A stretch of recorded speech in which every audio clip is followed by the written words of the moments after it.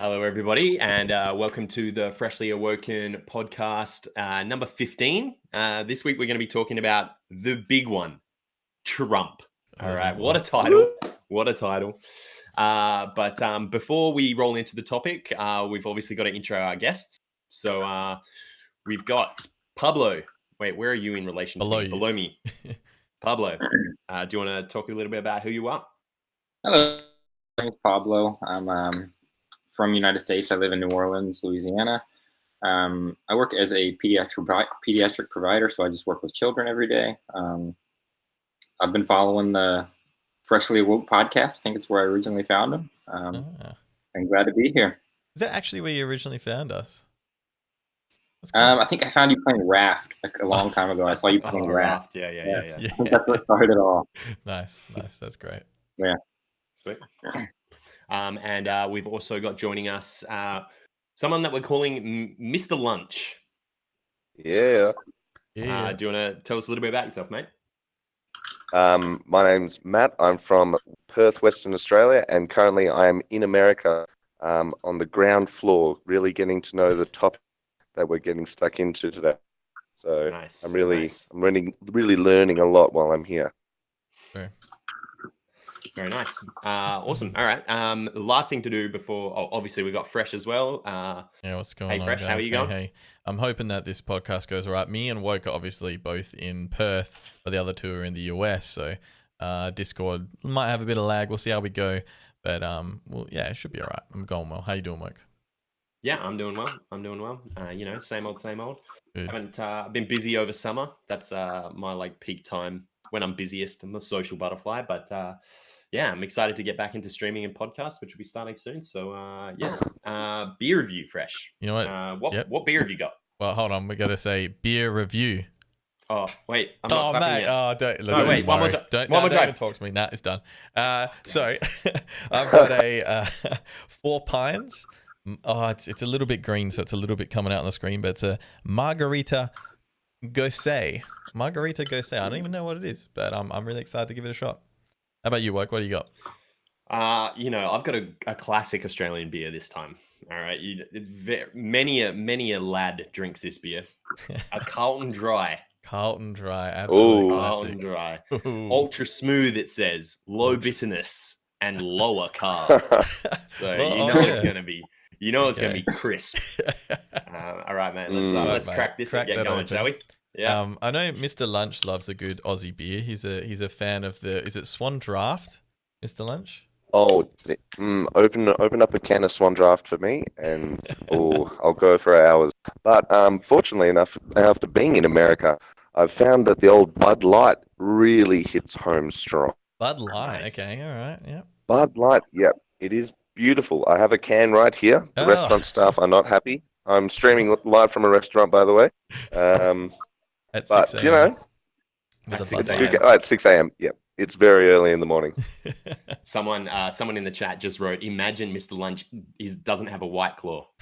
And we were actually just talking about that before. So, damn. Yeah. Awesome. All right. Doesn't have a White Claw. Oh, it's not a White Claw. So let's get straight into the topic, guys.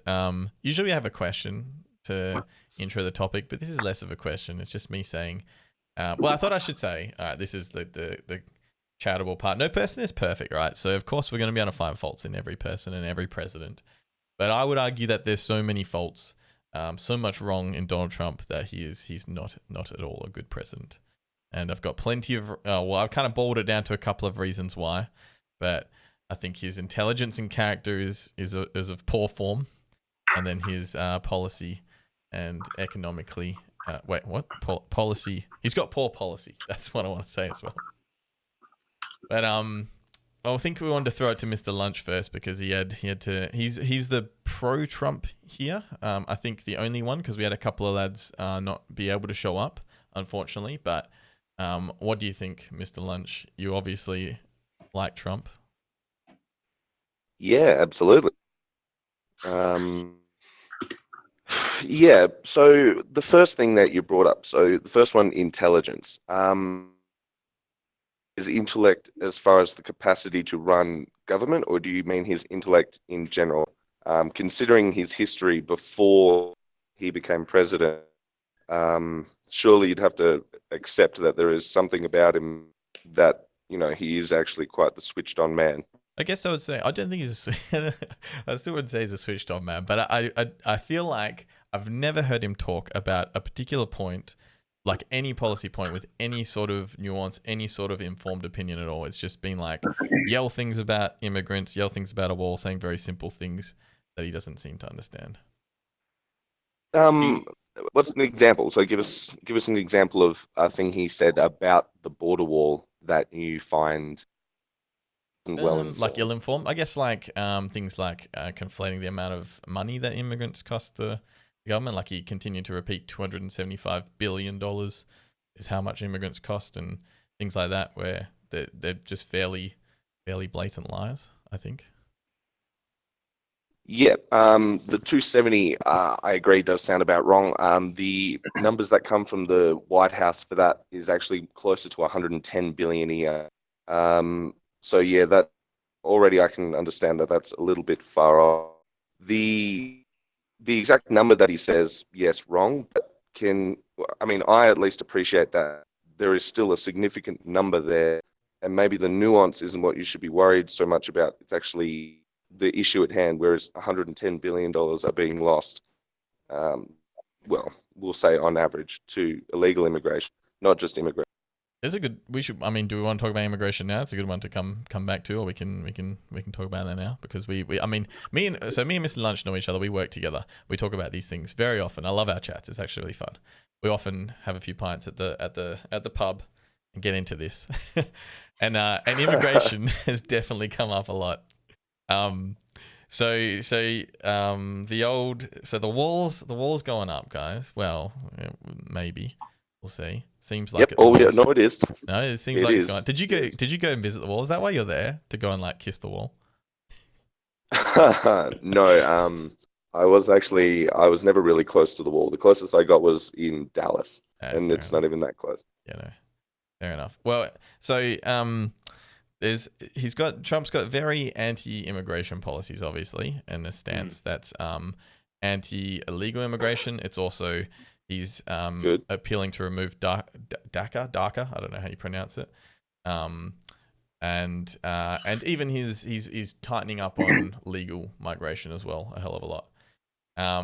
Should we tackle illegal immigration first, because we've already brought that up? You're saying $100 million is the cost of illegal immigrants being in the company.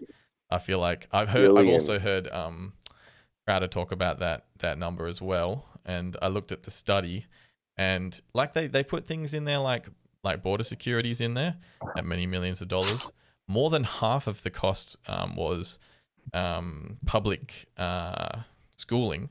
So they're saying schooling costs $60 million or whatever. So that's illegal immigrants are taking money there. Things that don't seem like they should be put into this costing us money kind of thing. Well, yeah. That is a cost though, right? It is a cost to the public system to have every student that's in the public system is a cost to the government, right? Yeah, of course. Yeah. So if you've got a whole lot of illegal immigrants that have illegal kids that are actually US citizens now because they were born here, if I'm not mistaken, if they were born in the US, them taking up the system, that's like a cost, right? Yeah, I guess like any public schooling is a cost, definitely. But wouldn't you they've taken all of the negative costs and just added them all up, but haven't accounted for future huge positives that people being educated bring to the economy? I think probably because that they're a lot harder to conflate and put into terms. I definitely think that you need to talk about it, but being able to assign a monetary value to that is hard. Yeah. Yeah, that's true. But then it'd be the same as saying no one should have free education in Australia or America, because it's always going to cost, but we want to have an educated population, so we want to do that. That seems like a good thing to do.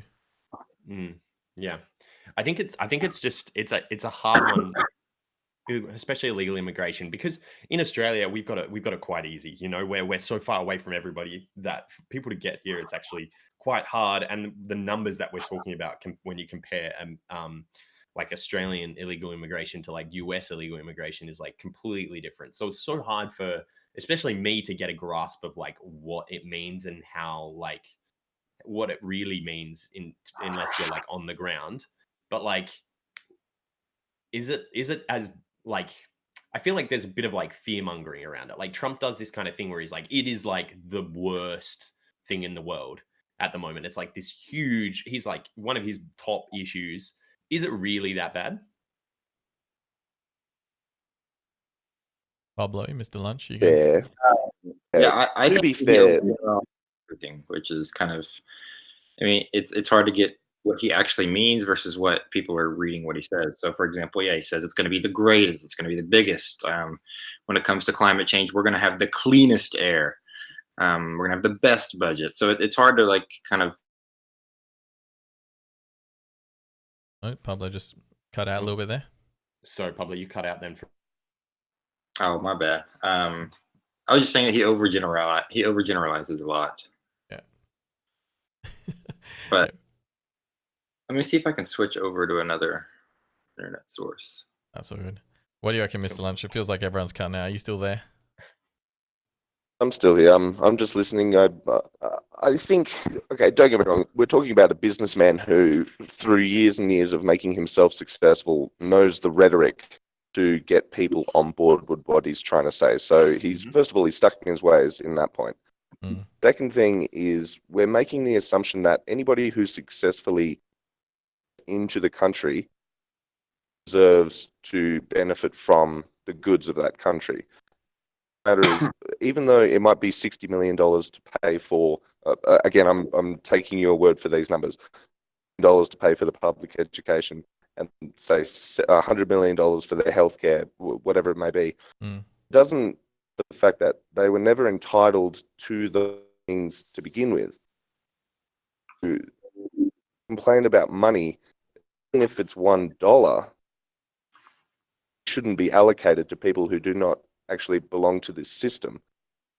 So how do you First think? of all, How do you think they can fix that? Do you think they should just get rid of them all? so America has taken in more legal immigrants than they did Obama on average per year. Okay. It's not as though they've closed, like they've locked it down. Look at the fact that people immigrate illegally. Crime. So you're cutting out a little bit. I just heard illegally and I heard crime. People immigrate illegally. Did you hear him, Mike? No, I didn't hear him. Yeah. Me, Harris? Yeah, there we go. There we go. Yeah, there we go. I'm yelling in a restaurant. Yeah, so like I kind of get where you're coming from, that whole like they're not entitled to it, but isn't it kind of like, I don't know, I always struggle to separate that, like when you're talking about like monetary and stuff, and then these people that are illegally immigrating are looking for like a better life, and as much as you say, oh, like we've let in as many people as possible, I struggle like to differentiate between the people that are legally immigrating and the people that are illegally immigrating in terms of what they actually want. And what they want is they go, wow, America is an incredible place, and that's where I want to be. It's where I want to live. It's where I want to raise my family. I want to contribute to that society. But they can't do that through the legal system because it's so like restricted in the amount of people that can immigrate. And obviously when you're coming from a place that's like borderline a war zone, there's like it's your actions in your previous life are like kind of affect that, and sometimes you get denied based on like where you've lived or where you've grown up or who you've been around. And so they go, okay, I'm gonna have to illegally migrate. But like, isn't there like I don't know, human decency thing to like with immigration and letting people immigrate kind of thing? What about the human decency of the people who are already in the country? But I don't think it, like, unless you're talking about like crime rates and criminal activities, I don't think having people like does it really affect the people in the country that much on a day-to-day basis? Well, again, it depends on where in the Where you- country you are. So if you take somewhere like California, where there is a huge amount of illegal immigration, large upsells in, take particular San Francisco, probably one of the most unclean cities in America, where they have, I think there's an app out now where you can track where there is actually poo on the street. It's not doing their city well, taking in all these people that they cannot house. The other thing is you've got to consider that there are people in rural America, so we'll say closer to the border, maybe New Mexico or Texas. These are people who experience loss in their families, who might have a family member who's been killed by a person who has illegally immigrated. And I'm not saying all illegal immigrants are killing people. Some of the really, really bad people who make it across the border, they do commit crimes. They do kill people as they get by. And there are countless stories of this happening to families in Texas, families in New Mexico. That's a loss of an American life because somebody crossed a border illegally. Why do you think people cross the border illegally, though? I think they're forced to. They're from where they live in the home. Like there's something driving them out where they'd rather fight a really tough road into getting to America, possibly having to fight via crime, having to eat scraps. Mm. Whether it's corruption, if they're coming from Honduras or Nicaragua, typically it's political corruption. If it's closer to the border, maybe it's just looking for a better place to live, support family, or send money back to Mexico. Yeah, good. That depends where they're fleeing. There could be many different motives. So if they're if they want to get out of their country and they can't, why is there a problem to migrate legally? Is it because of the system?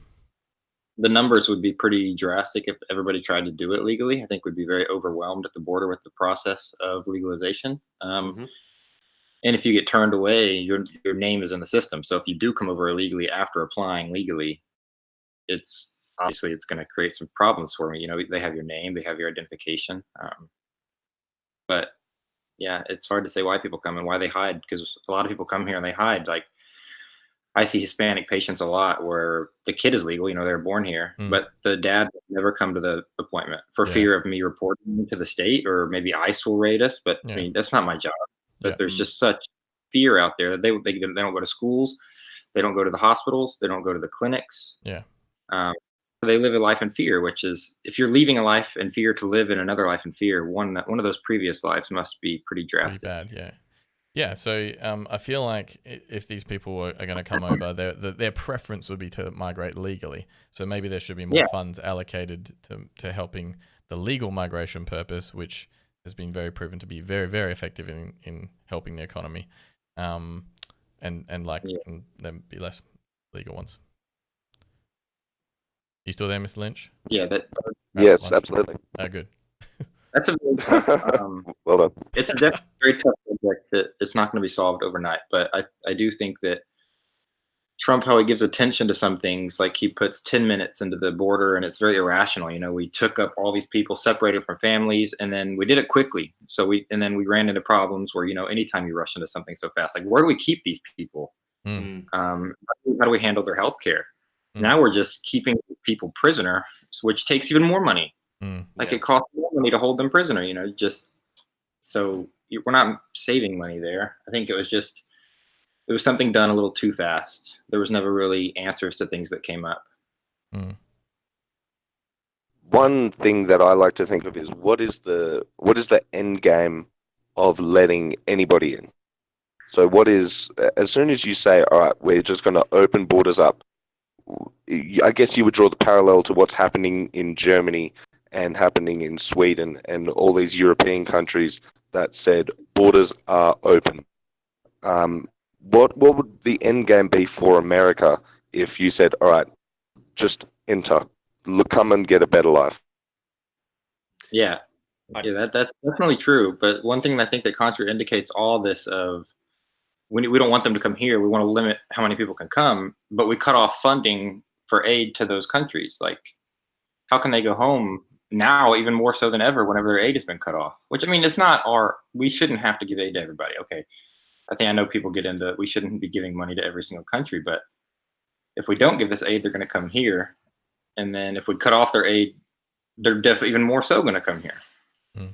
And there's a problem of having an aging population and a declining birth rate. So, like the people that come in and take and like help support the aging population, I guess you'd say, is a quite a positive thing as well. Anyway, yeah, you're not wrong. Underpopulation is actually a looming problem in particularly in Western countries. In France, they reckon within 2 or 3 generations there will not be a genuinely French person born, simply because the French are having less, I think 1.7 kids per family, which is detrimental to a growth of the continuation of a culture. So underpopulation is a bit of a problem in the West. So immigration is definitely good. I'm like, don't get me wrong, I am completely for immigration. It brings money to economies. It diversifies culture. It's fantastic. Just illegal immigration, it's not the same thing. It doesn't bring the same benefits as legal immigration does. But okay, so if we're against illegal immigration, where is the studies and stuff that say building a wall is gonna fix it? It's not. Well, I mean, think of examples of where a wall has been built previously. I can think of one in Australia, the rabbit-proof fence, which was built at the time like a fair cost to the people that built it. That did not stop the rabbits. Are you paralleling Mexican people and rabbits? A bit racist. Okay, I wasn't, but I was giving an example of a time where a wall has been built to try to stop the flow of something. A similar thing has been done in Australia with cane toads. All right. It's like when you're trying to stop, I'm not, okay, hold up. Whoa. I'm not comparing that side of things. I'm just comparing the wall aspect. All right. Like walls get built. The Great Wall of China failed eventually. It was pretty efficient at keeping the Mongolians out. In a time where people had to walk places. Yeah, and don't get me wrong, they built ladders which got over it, but the wall itself was, first of all, an effective means of slowing down the flow of people who were trying to conquer. So I just think okay, so yes, all right, the wall, I would say that it would slow down the flow, even if it's a small amount of slowing of the flow. We're still talking about a lot of people, and it's not the only entrance way. It's not the only way that these people are getting in. You hear about you hear stories of like cartel members and stuff it's already pretty difficult to get through the border, the Mexican border on the south side. So they've started flying or like transporting people to Canada to just walk in to the US.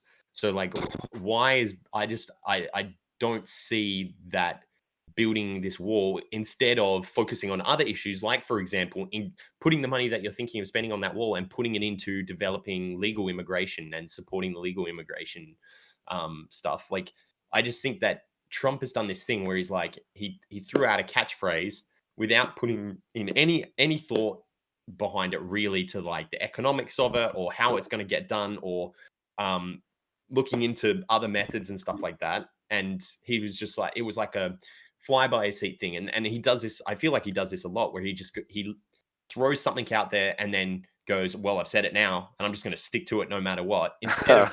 Instead of being like, you know what, actually, guys, hey, I'll take this one on the chin. Building a wall is not the right answer.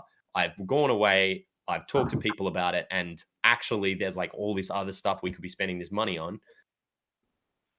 He takes nothing on the chin.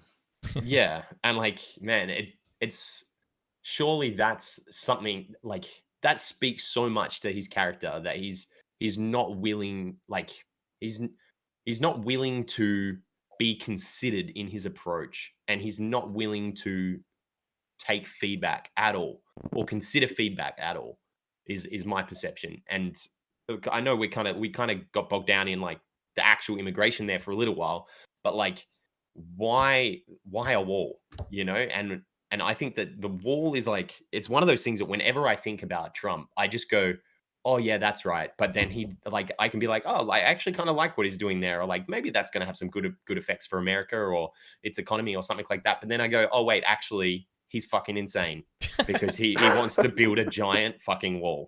Look, I know man, that's not even people one of the worst of his. Yeah. His Yeah, party got helpers. Were like, yeah, he means drones. He doesn't mean a physical wall. He means drones and technology. And he's like, no, I mean a wall. Well, Yeah. you could Yeah. use the technology aspect too.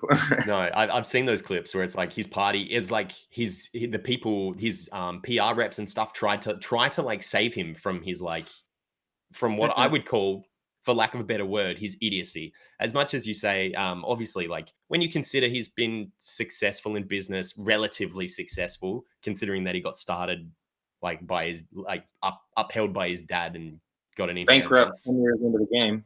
Yeah. But like, so yes, I'm sure he has some form of intelligence. All right. Obviously, everybody has some form of intelligence, but like the fact that he does, like, the way, man, oh my goodness, sorry, I'm getting, Yeah, I think you only need to look at his like Twitter, like his tweets.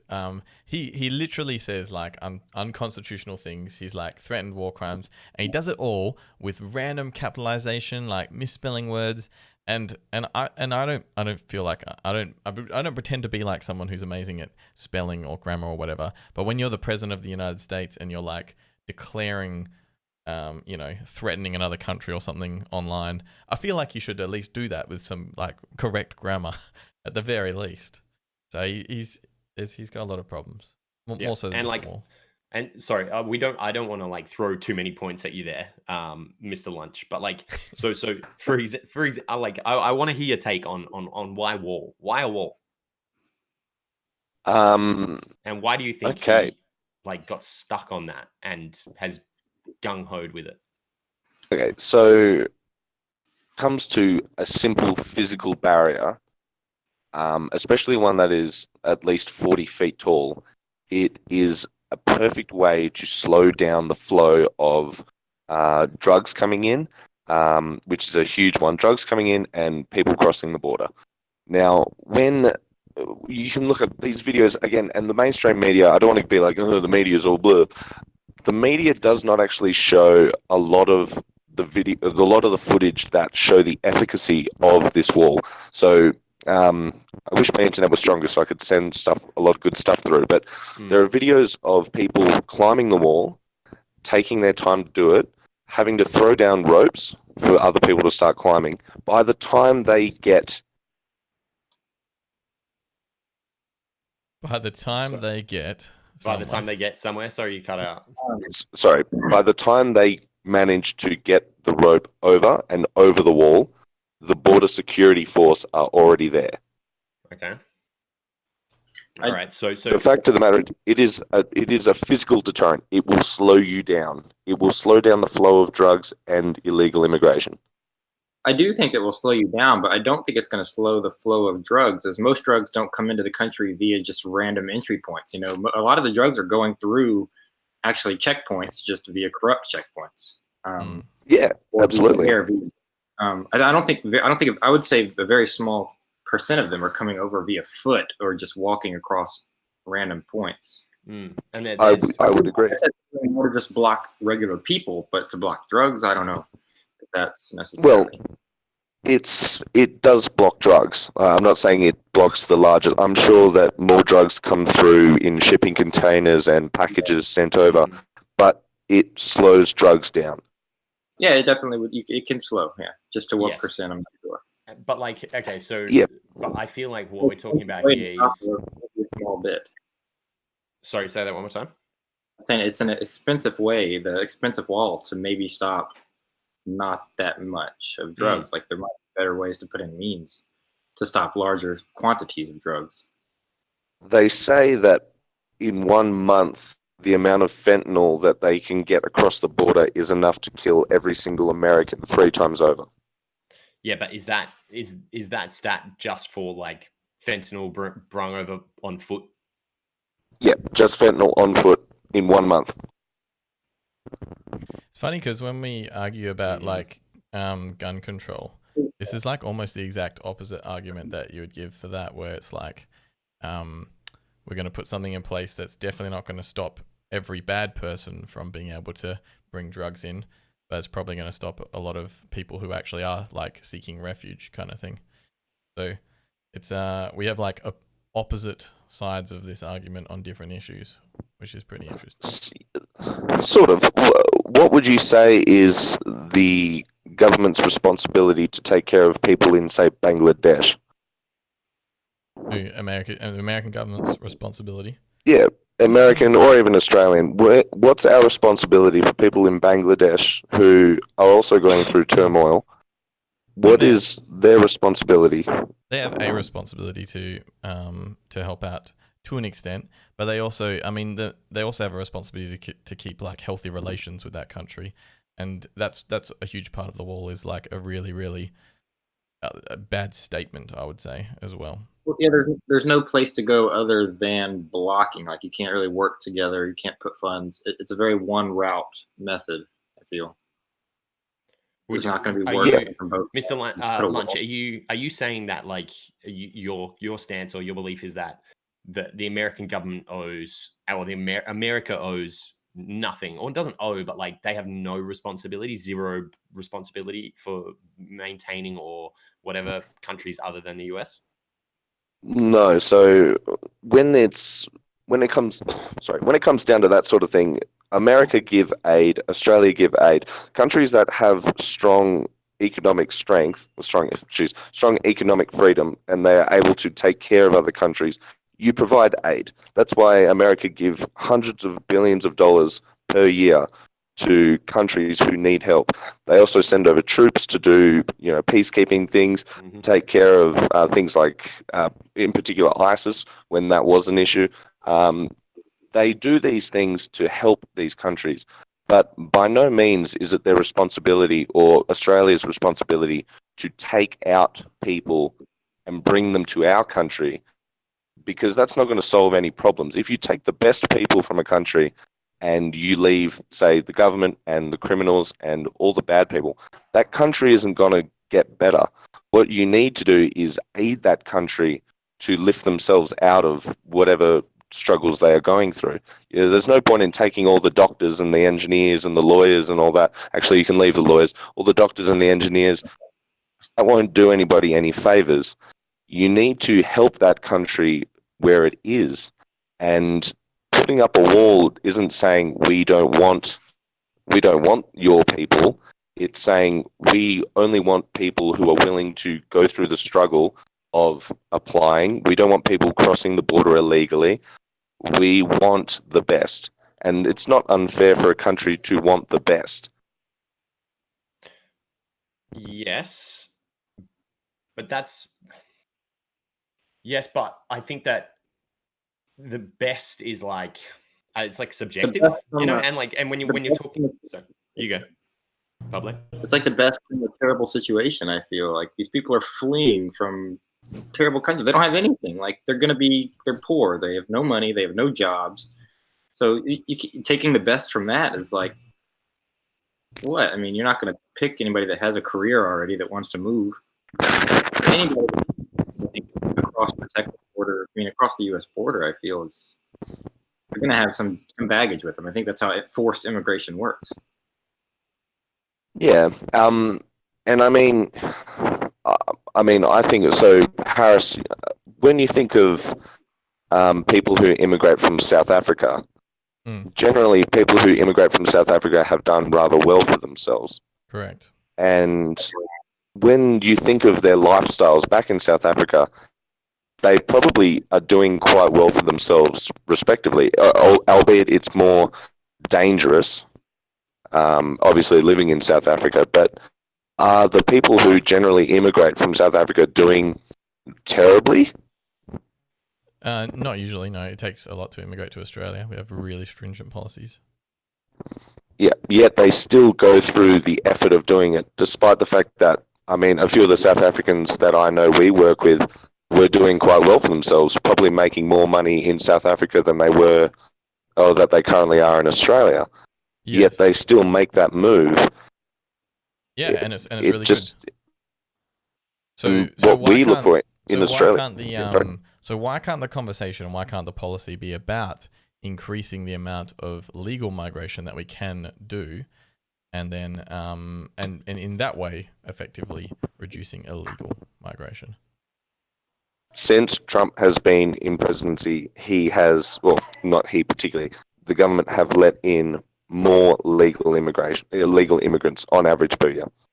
I don't know about that. I mean, I feel like it's hard to. I don't want you to send me stuff, but like, he's made the policy. I can send you something. He's made the like, of course, migration is constantly increasing, but he's made the policy, so like the what do you call it, the requirements so much harder to get in for legal migrants. Has he? I was listening to this guy that was he legally migrated during it was like a podcast I was listening to. He started his application while the election was happening, and once Trump got elected, it was like the process went from taking approximately like 3 to 6 months or something to he was like his process took 2.5 years for him to get to successfully process his application and stuff, compared to before Trump's presidency, which was like 3 months.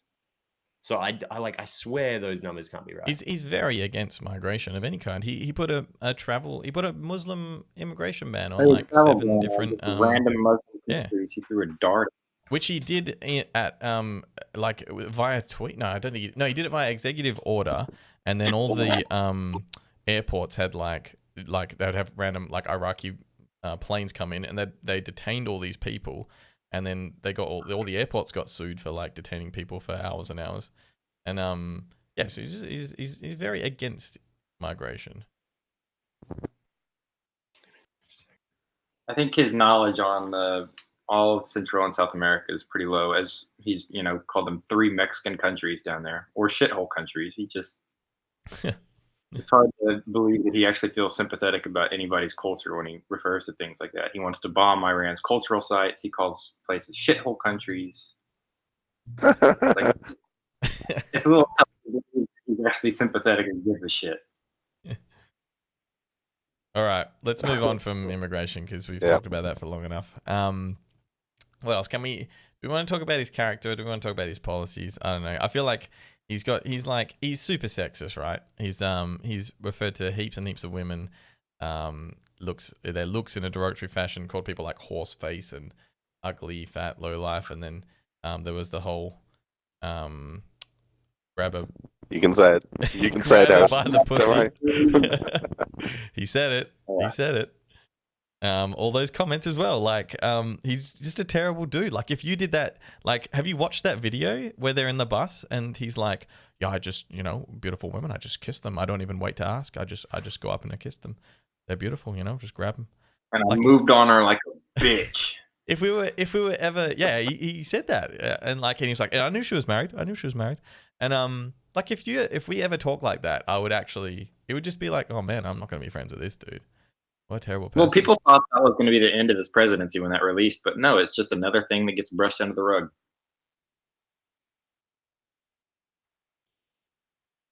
You there, Mr. Lunch? Oh yeah, I'm there. I'm just I'm waiting for the question. So wouldn't you say okay? And I'm in two minds about this one, because what these guys are trying to get at is, character-wise, he's not fit for presidency, and I'm kind of a bit iffy on this one, because I don't know if there should be rules or not around your character and whether or not you fit to be president. I feel like you end up infringing on freedoms a little bit if you get too far into that, which I know US citizens are definitely not about. But like, and I actually asked this because me and Fresh were talking a little bit before, and I asked Fresh, I was like, do you think that there should be some sort of thing where it's like, okay, well, if you act in a certain way or if you make certain comments, then you're not fit to run for president?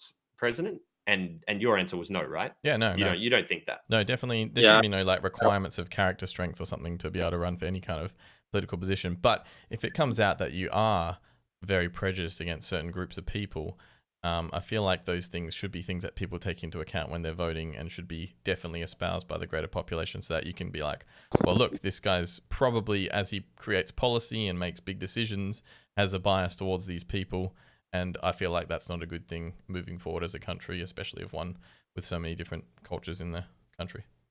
Yeah, but he's very.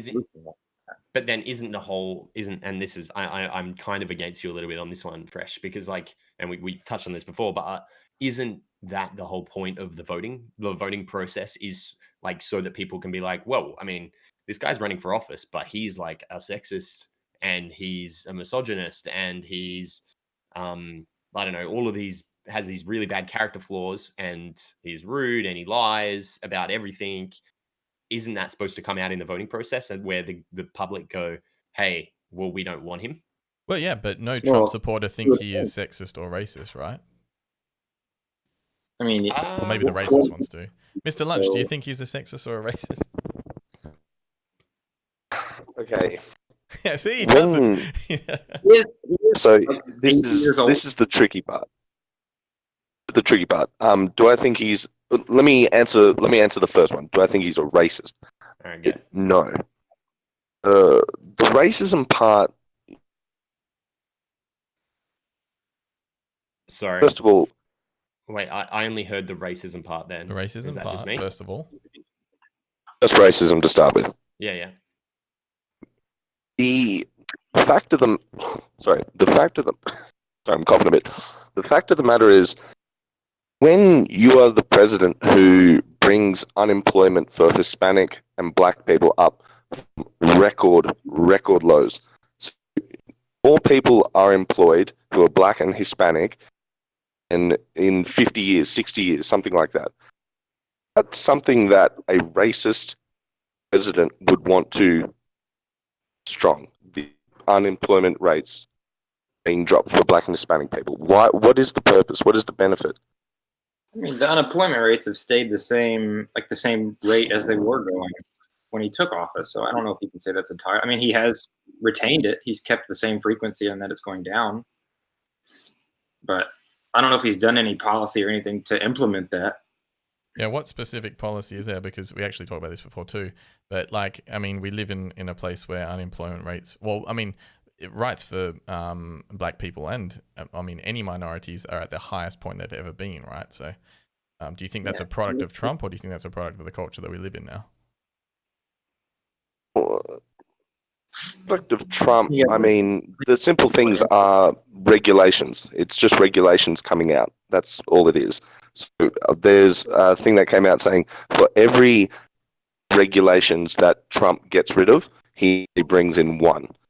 So obviously, presidents bring in regulations as they go, but he's brought every one regulation he brings in, he gets rid of 8. Most of them have to do with starting small businesses for people.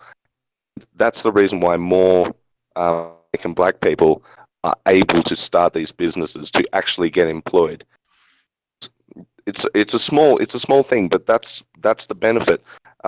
Almost 4 million jobs created since he was elected. There are more Americans employed than ever in the history. Now, I understand, obviously, there's more people nowadays, but still, these things are strong. These are good.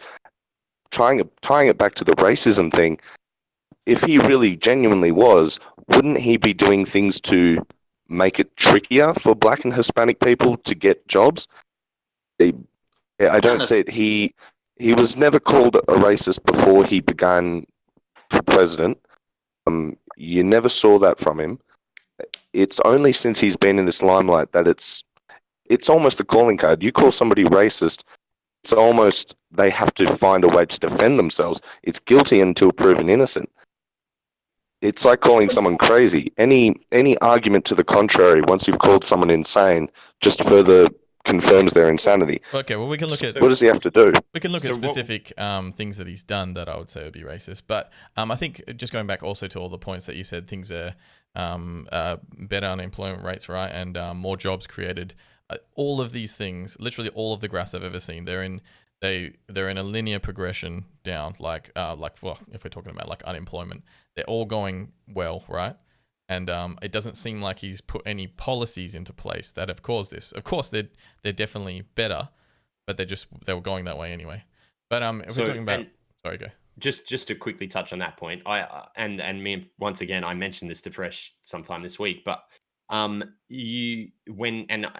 it's very easy to see this in Australian politics. I don't know why, but I recognize it easier, and probably because I'm a little bit more involved in it and I know more about it, what's going on.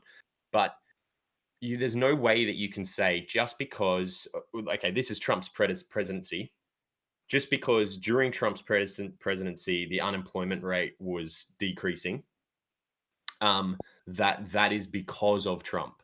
When you look at a graph and the line is like going down across a couple of presidents, you can't say, oh yeah, well, it's the lowest it's ever been, if it just because Trump's president right now doesn't mean that it was him that made the unemployment rate drop. But if you know what I mean? it was his policies, and as part of the entire Republican group, it wasn't him just sitting there thinking, what do I need to do? He has advisors. They say, all right, this is going to strengthen the economy. This trade deal with China will be revolutionary. Give the old format with trade between Mexico and Canada, and starting the North American, Canadian, Mexican trade union, or whatever it's called. These are policies that he's brought in. I know everybody loves relating him to Hitler, so I'm gonna compare Trump to Hitler for a second. Right. Okay. All right. You did it. Yeah, go. I've never heard that before. It wasn't Hitler who killed millions and millions of people specifically. However, it was his policies and his followers that made that happen. Now, again, it's not Trump who is getting a new job for each individual person. It is the regulations that he's getting rid of. It is the policies that him and the Republican Party are bringing in that are creating these opportunities. He's not responsible for every single grain of rice that is picked in the world, but he is responsible for the regulations, the policies that help it out. So to say that when he says, I create these jobs, I've done this, I've done that. Yeah. It cut out again. I understand that. When he says, I've made these jobs, I've done this, it's not, you can take it literally, or you can take it with a grain of salt. He means it as in, under his presidency, these people have these people have grown, these people have become more successful. Of course, that is what you should take from it. Of course, everyone should understand that, but you have to point to if he's actually put in place like certain policies that have done this, and like I was saying before, it seemed like everything was going like in that trajectory anyway, and he's come in and hasn't particularly done anything. The biggest thing I think that he's done were the tariffs, which were really bad in policy, and then and like that's in terms of, unless we've got any other things that we can point to that he's put in place. Yeah. So those. Sorry, was that Pablo? Lunch? Those policies. It's hard to speak like as far as condemning him as a racist, like via his policies and black unemployment. However, his inability to condemn white nationalists, such as at the Charlottesville rallies, he said there were, what did he say? There was very fine people on both sides. Like, one side is pitchforks and like, I don't see the very fine. You think put on a tee for him to hit it out of the park and condemn it, and he couldn't do it. Like we should go like going back to the racist sexist thing. You can never truly know exactly what someone is thinking, right? There's no possible way to deductively know exactly what somebody's thinking. You have to go through the process of inductively reasoning. Why is it, like, using all of the information that we have, what they've done before, how do they actually think? Are they actually racist or are they actually sexist? And you've got multiple examples of him, like the Charlottesville stuff. We've got the stuff with the Mexican judge, plenty of things about immigration. He's done. I know you don't think it's racist, but the Mexican rapist criminal tweet, or what is it, drug runners or whatever. But some are good people. Like, all of these things add up together, and you go, well, would a person who was not racist really think that way? Of course, he's never said anything explicitly. I hate all Mexicans. I hate all black people. But you have to really think, would a person who doesn't say all these things? I do think his age comes into play. Like, what is he, 75, 80 years old? Yeah, he definitely grew up in that era. Okay, so a lot of people in America at that age, my grandma sometimes calls the blacks. Like, weird, but he's a little elderly, and he speaks a lot like a lot of other elderly people in the United States who still have difficulty with dealing with our ever-growing culture and normalcies. Whenever they were kids, there was still segregation in schools, so it's hard to jump, I guess, right into the mind of a 30-year-old or a 20-year-old and where they feel on social and cultural beliefs. Not really a defense, but I guess it puts a little light onto how some people, a lot of his followers, it's true, not racist. Like, their grandma isn't racist, but they kind of say some things that are a little racist sometimes. I don't know if that helps at all, but yeah, are we talking about like Trump supporters here? Because I thought like if you were talking about, obviously Trump kind of grew up in that era as well a little bit, and like, well, a lot of the supporters are very elderly. I mean, a lot of the Republican Party is made up of people over the age of 50. Not to say that there aren't people under the age of 50, but a lot of the backing to the Republican Party is elderly. Yeah. And you're saying that's kind of why you think that they don't think of him as being racist? Yeah, because I mean, they kind of see some of those qualities in a lot of people they respect, like their mothers, their grandmas, themselves, maybe. Like, that's just where they grew up. Those aren't racist out of hate. They're racist out of that's how you were raised. Culture, yeah. I don't know if there's like malintent. I don't think they're malicious exactly in what they're saying, but if somebody else from our generation maybe hears it, they're like, wow, that's pretty freaking racist. No, yeah, 100%. Yeah, I would agree with that. But is there? It's just a little odd. What were you going to say, Lunch? I completely agree. So I had a friend when I was growing up in high school. His grandma used to give us lifts home, and she was. I think he was about to say really racist. She was what? She was very racist to Asians. Yeah. And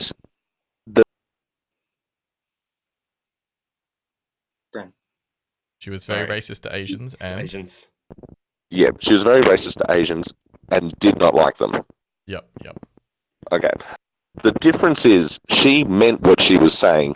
When people make comments, like especially elderly people, when are quite negative like that, sometimes it's not coming from a position of racism anymore. It's actually just coming from a position of ignorance and not knowing that in our politically correct society that we live in nowadays, you say certain things. It doesn't mean people make comments all the time. When people rap, when people rap, they drop the N. People rap and they. Oh, no, you get really, really cutty at the moment. Cutting bad? Yeah, cutting out bad. Yeah, it's cutting out pretty bad. I kind of get what you're saying. Like, just because you say something doesn't mean you. Doesn't mean it had malicious intent behind it. Yeah. Yes. But okay. So exactly.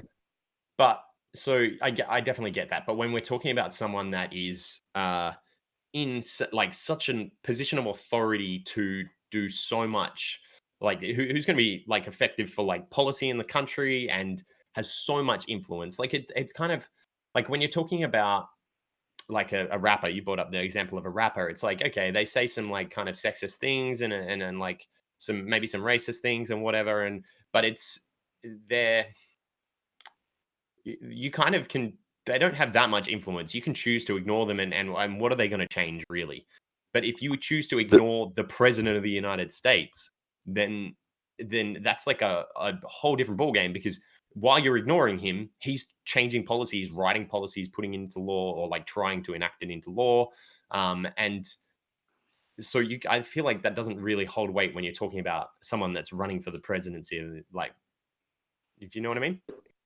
He hasn't implemented any laws that are viably racist. Like, I can't think of a single policy or an executive order. Okay. Yes. Okay. Yeah, I agree with you. What about when he said that the Mexican judge can't be a judge for his trial? It was purely for the fact that they were Mexican.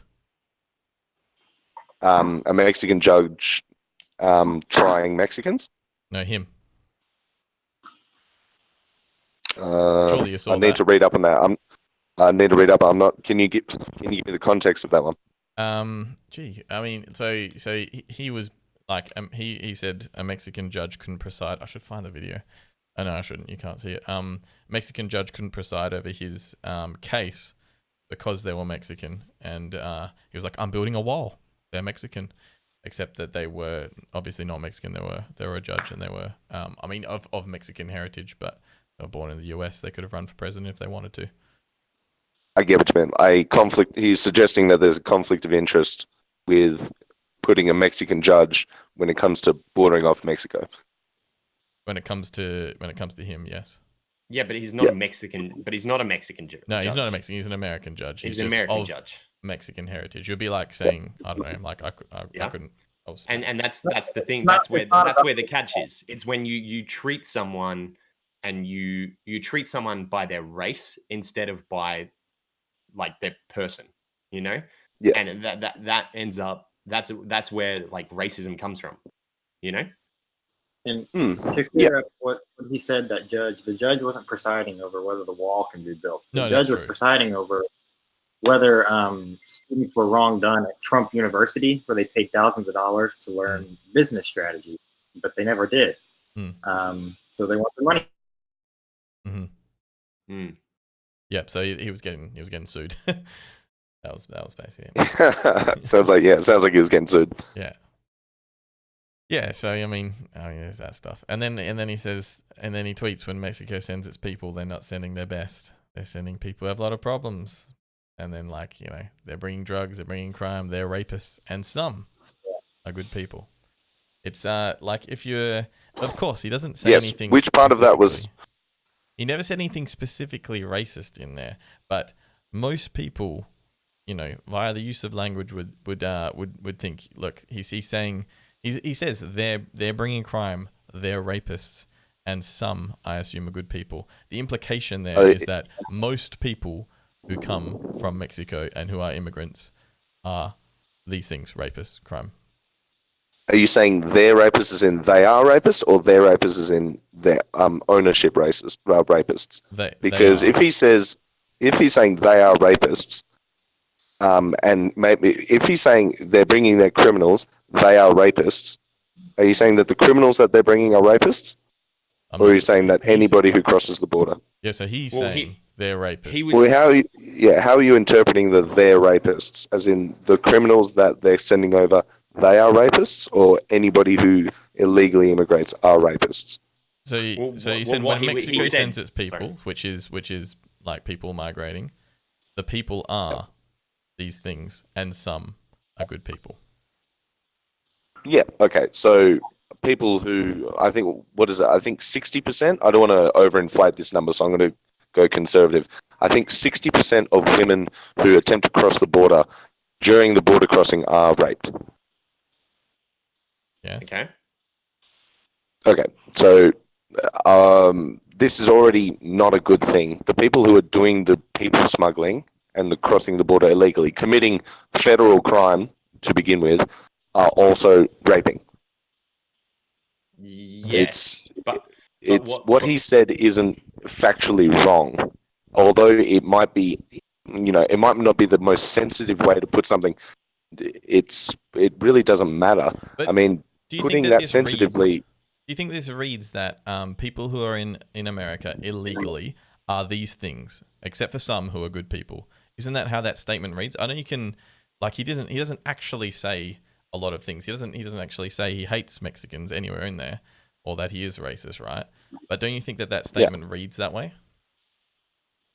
To be fair, yeah, I could absolutely agree it would read that way. But if you choose to read it that way, you keep sending yourself back down this. Yeah, he's a racist. He's a sexist. I don't think it does you any benefit of just assuming what he's saying is a racist thing just because you want it to be a racist thing. What he was saying there is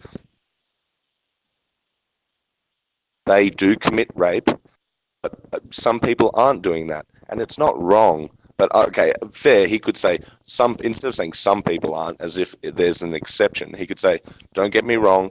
That is just a small group of the people crossing. Other people are trying to find better lives." He can obviously say those things, but he's not the press secretary. He's not trained to deliver speeches like this. He's not the one writing them. He's simply answering questions. Okay.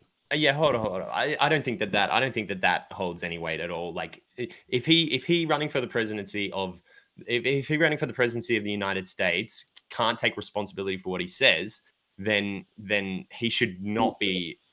He's not in a fit place to run for president. So what he said was easily, like, you can if you try to get into the semantics of the word use and how he phrased it and whatever, try to swing it as a not racist thing. But the general perception of what he says when he says that, your first instinct, and I challenge you to be a bit honest here, your first instinct when you hear what he says there is, oh wait, hold on, what did he say?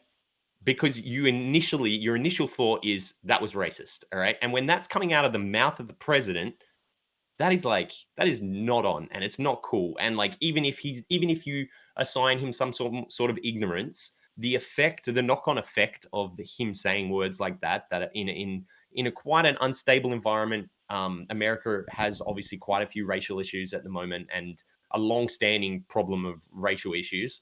Saying stuff that can be even kind of misconstrued as racist is incendiary. You know, like, incendiary, is that the right word? Like, would you disagree? No, I would agree that yes, the things he says carry weight, and that he needs to be sensitive about it. But I don't see the benefit cost. It's, when you hear something like that, you sit there and yes, immediately you go, "Whoa, Mexicans are rapists!" So, whoa, whoa, whoa, and then you latch onto that. We're in the same way that Charlottesville thing. When you hear there are fine people on both sides, you hear that little soundbite, you hear that one little grab, and you go, "Uh oh, he's saying that neo-Nazis are okay." But then you read, you listen to the rest of that thing, and he says, okay, here's the quote.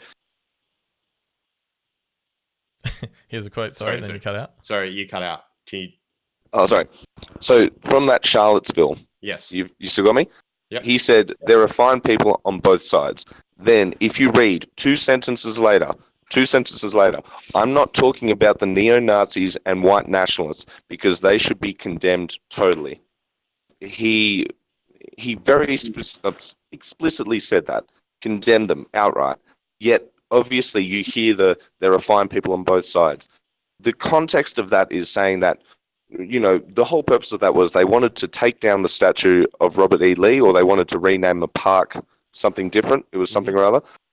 Neo-Nazis and the white nationalists are obviously part of this group who, are more about the hate. But there are also people who were agreeing that the park shouldn't be renamed simply because cultural and historical importance. It was part of the history. You're trying to rename a park of a general in the Confederate Army who did some horrible things, but it is a part of history, a part of some people's history. Yeah. They don't in Germany, they own their wrongdoings. They have, I think, seven different monuments or dedicated areas to the atrocities that were committed against the 7 particular groups. that were ostracized or mistreated during World War II. They own it, and the people who wanted to keep Robert E. Lee Park or Robert E. Lee statue or whatever it was, there were fine people on both sides. He explicitly condemned the neo-Nazis and the white nationalists. Yes. There are some people who just wanted to keep it there for historical. That was simply it. But easily that soundbite. I completely agree with you. That soundbite, is terrible. It is not flattering whatsoever, and there are dozens, countless things that he says, that he tweets, whatever, that can easily be soundbit. Well, is that the expression? Soundbit or whatever. Soundbitten. Soundbitten. That can be taken and made him to look terrible. Trust me. Pretty much. I reckon in this podcast, you could soundbite about 15 things I've said already that would be just as detrimental. But if you take it in the right context, you've got to give some leniency. You've got to take a step back and say, all right, let's find the context. Is he racist? No, it makes it out as though he is on the same page as neo-Nazis and white nationalists, people who are going out seeking to hurt people of a different race. You cannot put him. He might say prejudiced things. He might say things that are unbecoming of a president, but the man is just not racist. So, I mean, I agree with almost everything that you just said, and it's almost like he himself might not individually be racist, although, I mean, I'd still argue that he is, but he's never said anything explicitly racist. But when enough of these things happen, and there's enough of these things to point to, you go, well, like, if like someone who would speak sensibly on these issues wouldn't say things like this, and then these things quite often have a pretty detrimental effect on how it empowers the actual racist people to be more racist and have a poorer view of illegal immigrants, and then people who are pretty close anyway, or just Trump supporters, it pushes them to be a little bit more racist too. And it's also like quite hurtful to the actual people who are implicated in the initial whatever he says. So these are not good things. Like, it's not he's done nothing illegal, and like he's not going to be. It doesn't. These things don't explicitly mean he is racist, but these are not good things that you want from the leader of your country, in my opinion. Everything here is still going to be opinion. So yeah.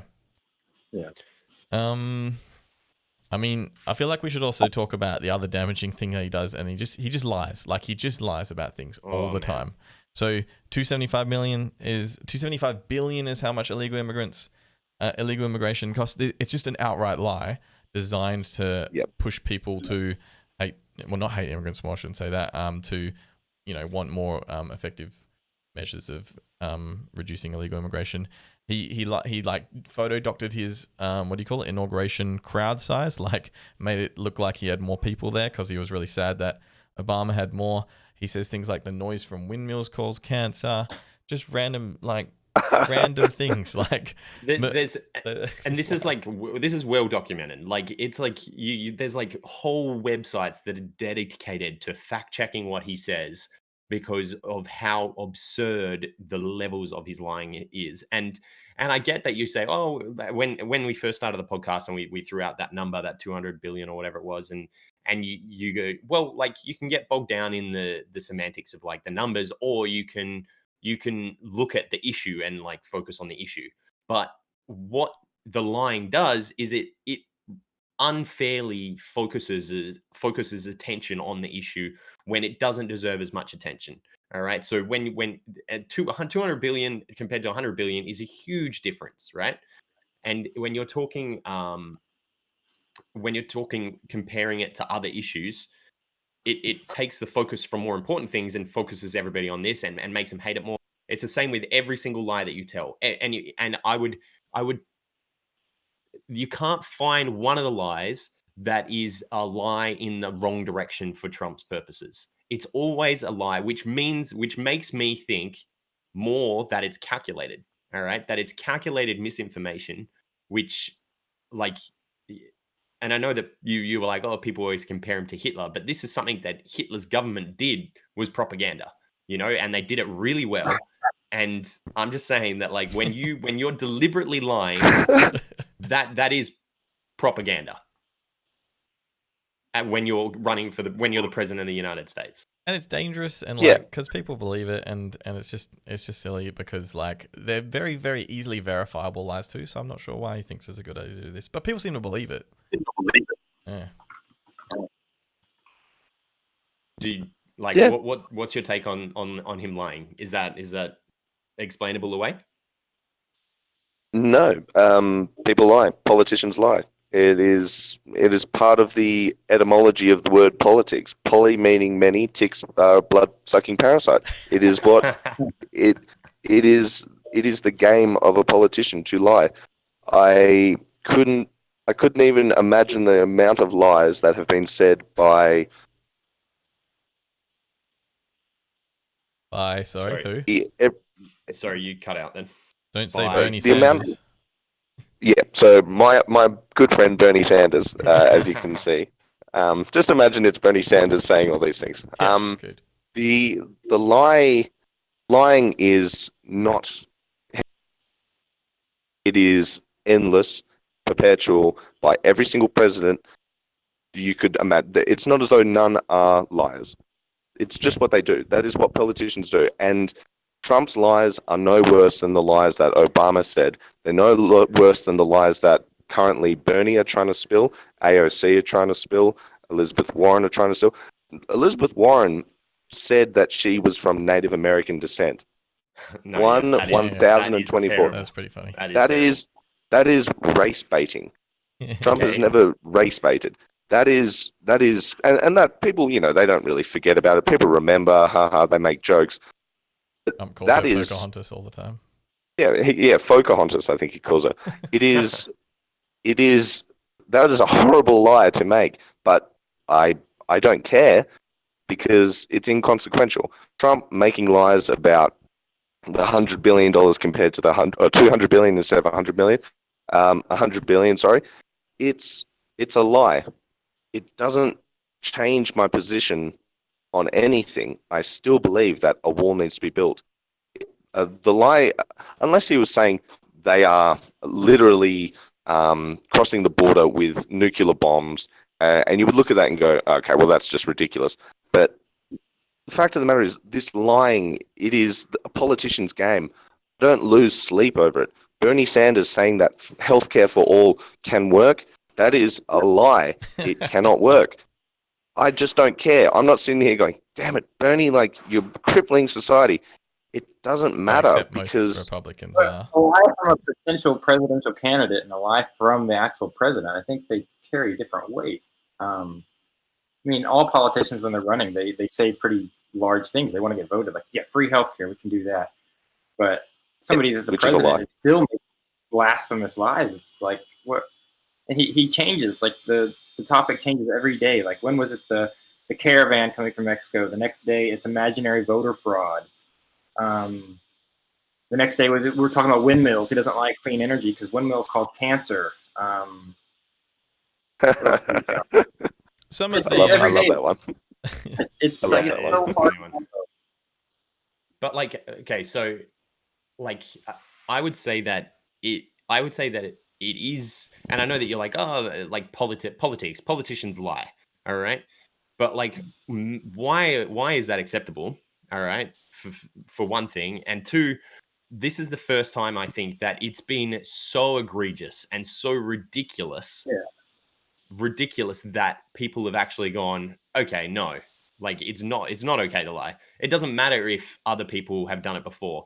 Like when you're getting called out for, so like imagine you're a kid growing up, right, and you steal your mum's wallet, all right, and then you say, oh well, like my brothers and sisters, I always used to steal your wallet when I was younger, therefore it's okay for me to steal your wallet now. No, just because other people have gotten away with it doesn't mean that it's okay.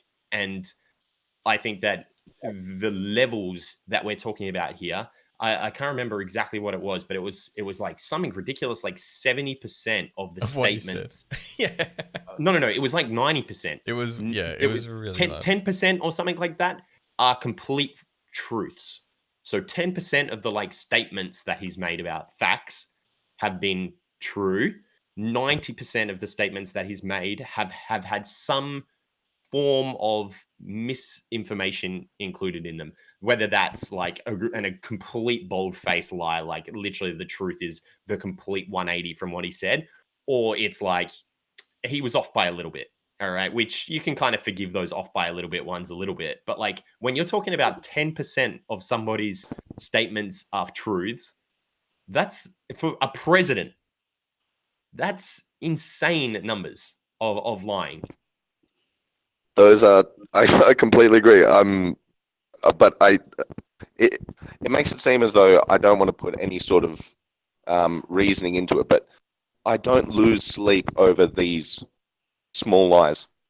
All I see is successes, and So- if you just look at the successes, the lies, they pale in comparison to the successes that have gone through under this presidency. Even though they were lies, I completely agree. Don't get me wrong. If you want me to say he's a liar, I will say it now. Trump is a liar. I'm not afraid to say that. Trump tells lies. But that doesn't make him a bad president. It really doesn't make him a bad president, because the majority of the issues that people have with him come from the media picking on a particular thing and just hacking at it. And I used to watch John Oliver all the time because I was like, oh, he's really funny. Until Trump became president, I stopped watching that show completely. And he dissed your because boy. I know, just simply because, and Trump wasn't my boy before he became president. In fact, I think it was only about 6 months into Trump's presidency that I actually started caring. Before that, like Obama was doing his thing, I sort of didn't really care. But it was watching Trump watching Trump do it.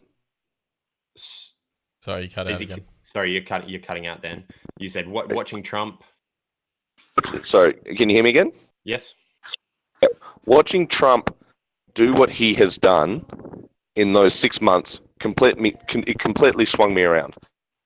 It was just insane. It was what are things? Here's a list of things. Lowest ever Black and Hispanic unemployment.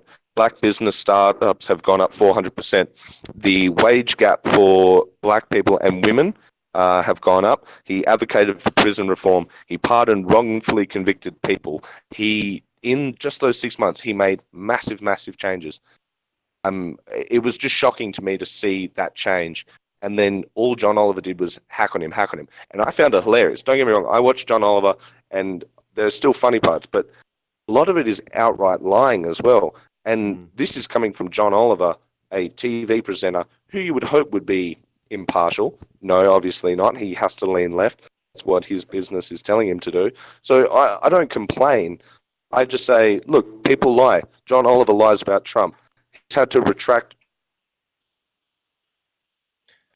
Sorry, you cut out. You cut out again. I get your point. But at what point, at what quantity, and at when does it cross from being lies to being propaganda? Good question. When does it because I totally understand. I get that lying is a part of politics and stuff like that. But usually when they get caught out in blatant lies as well, we seem to hold them accountable and be like, and then they either apologize or they explain that they weren't saying this. So when you lie, you can do a few things. You can either say, I didn't say that. I did, I didn't, I didn't say that at all. I didn't mean that, or I didn't actually lie about this. Or you can just say, I lied, and it doesn't matter. And Trump has literally said, I lied, and it doesn't matter. Because all the Trump supporters are like, yeah, well, it doesn't matter, actually. He can just lie. He can literally tell us whatever we want, and it doesn't matter. Don't you think there's an accountability problem there? Yeah, but who does he answer to? No one. That's the problem. That's the problem. Yeah. He's not answering to anybody, and he should be answering to somebody. The thing is, he will eventually answer to who he needs to answer to. The voting public. The voting public. The voting public will make a decision, and despite whatever the media says, 90% of the media lean towards the side of my man Bernie. that's where the media lean. Ugh. No matter how hard they try, it's not going to go well for them. He will win this presidency again, without a doubt. People just don't care. They like seeing results. They don't care if he tells some lies. That's just it. The overwhelming majority of Americans. Okay. Yeah, I do think that's scary. I think he will win the presidency. Yeah. But like you said, he really wants to see results, and his followers want to see results. My biggest fear with Donald Trump is he's afraid to invest in America. You know, typically investments, you're not going to see return on your value. So that's going to look bad at his taunting results to his followers. However, the next president isn't going to have any of these investments. By the way, sorry. Forward. No, is that music at your restaurant there, Mr. Lunch? No, there's nobody here. Okay, that's all good. Keep going. Sorry. But yeah, the fact that he's kind of afraid to invest because he taunts these numbers like the employment rate, how our economy is doing. Investments are going to kind of halter that, but hopefully in the long run it works out. But the fact that we're just doing all these really quick fixes to kind of make these numbers look better, I'm a little fearful of a drop off. You know, when there's no more quick fixes and we don't have anything that we've invested in. Like for example, whenever Donald Trump took over presidency, there's a lot of things in line. The economy was already starting to look good. Unemployment rate was going down. I mean, it's nice. Like I feel like every presidential handoff should work like that. But I feel like the next one will be very painful. Yeah, and I feel like Trump is eventually going to see return on what he's doing and how the policies that he's doing, and I don't think it's going to be good. I know that he's like touting this thing where it's like unemployment is at like an all-time low or whatever, but he doesn't mention that that it's been dropping for years and years and years, and it's actually slowed down during his presidency. So I feel like I don't know. I'm just fearful that he's afraid to put investments because they're not going to show immediate returns, which is where he gets all his pride. I think that's a big deal to him. Immediate return. Big company investments have been terrible since he imposed the tariffs, so that's not been a positive thing for me for sure. But I'm with you. I think he is going to win the next presidency. Yeah, I think how crazy things have been pushed to the right. Like he makes Bernie Sanders a big deal. He makes Ocasio-Cortez, AOC, a big deal when they're not as big a deal as his. But he keeps them his biggest enemies because they're the far, far left. It just skews politics. It makes politics here very painful. Yeah. The other thing is there is no suitable Democratic candidate who can take him. No. Yeah. Exactly. Hillary was their best chance. Oh, I don't know. I think there's plenty better than Hillary. I think Biden or Bernie are both better than Hillary.